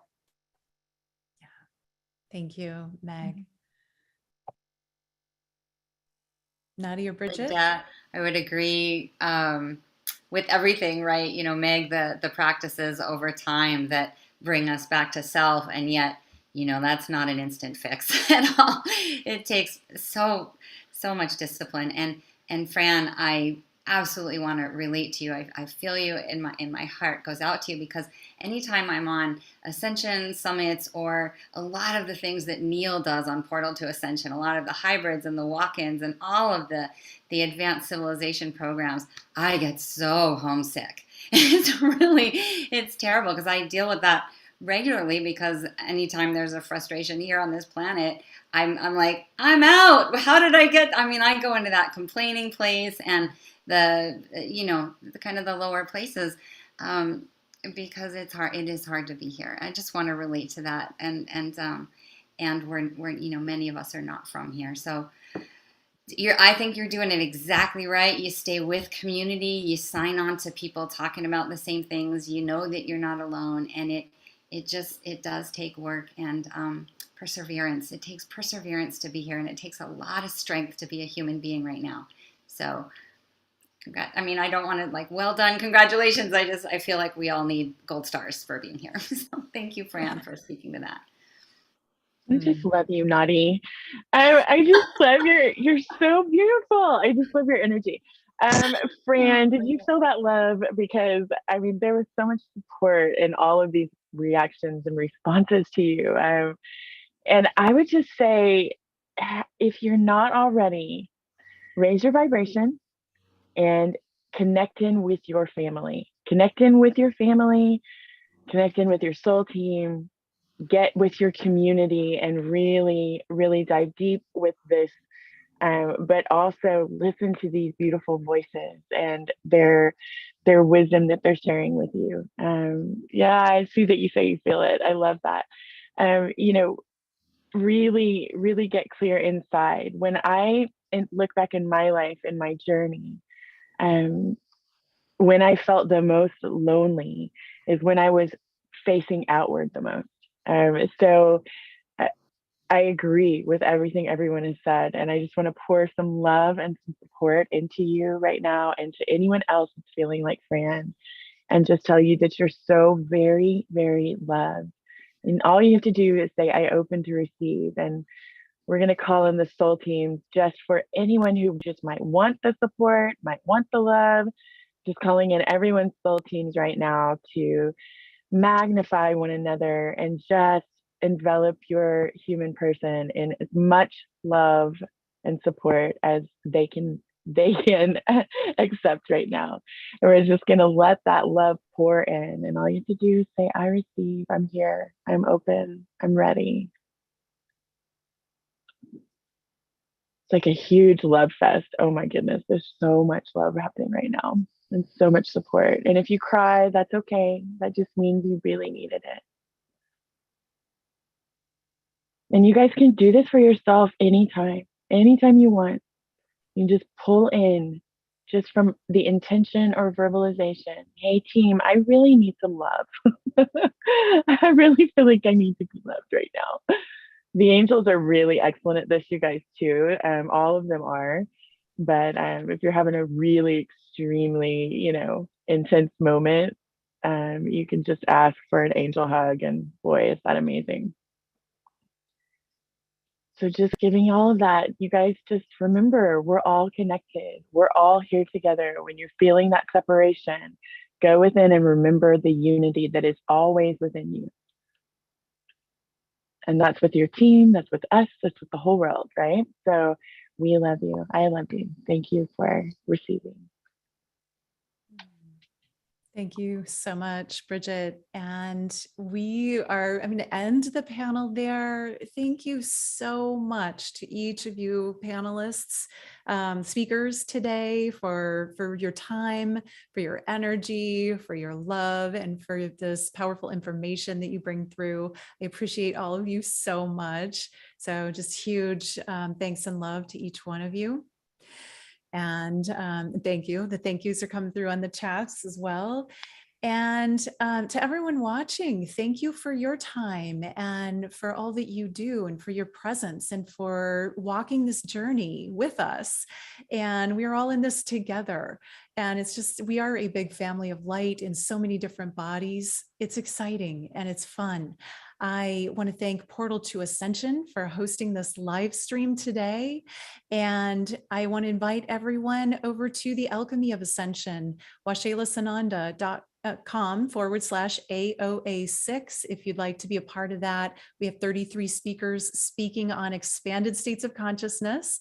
And there are some really wonderful, amazing speakers and conversations. They are very expanding. So I really invite and encourage you all to come there. You can also check out my YouTube channel, Waxela Sananda.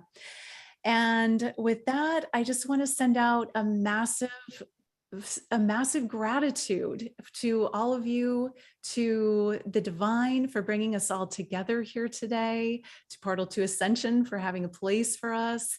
And I'm so grateful, after just coming through a hurricane, to be in one place, to be supported, to have friends who are willing to host me all day long on a Saturday to do a live in their office. And just, the feeling of being supported really showed up for me after Hurricane Ian, and I'm still without power for anyone that didn't hear that in the beginning.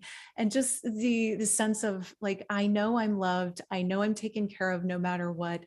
I know that we as humanity, we as community get to take care of each other. And that's so important. That's number one. So take care of each other, love each other, just embrace the people that are around you, embrace your friends, reach out to any of the speakers today that you heard that you want to be a part of their container because you loved what they said, maybe all of them, and just keep showing up. I appreciate you all. I love you. Thank you for being here now. Namaste. All right. Bye-bye, everybody.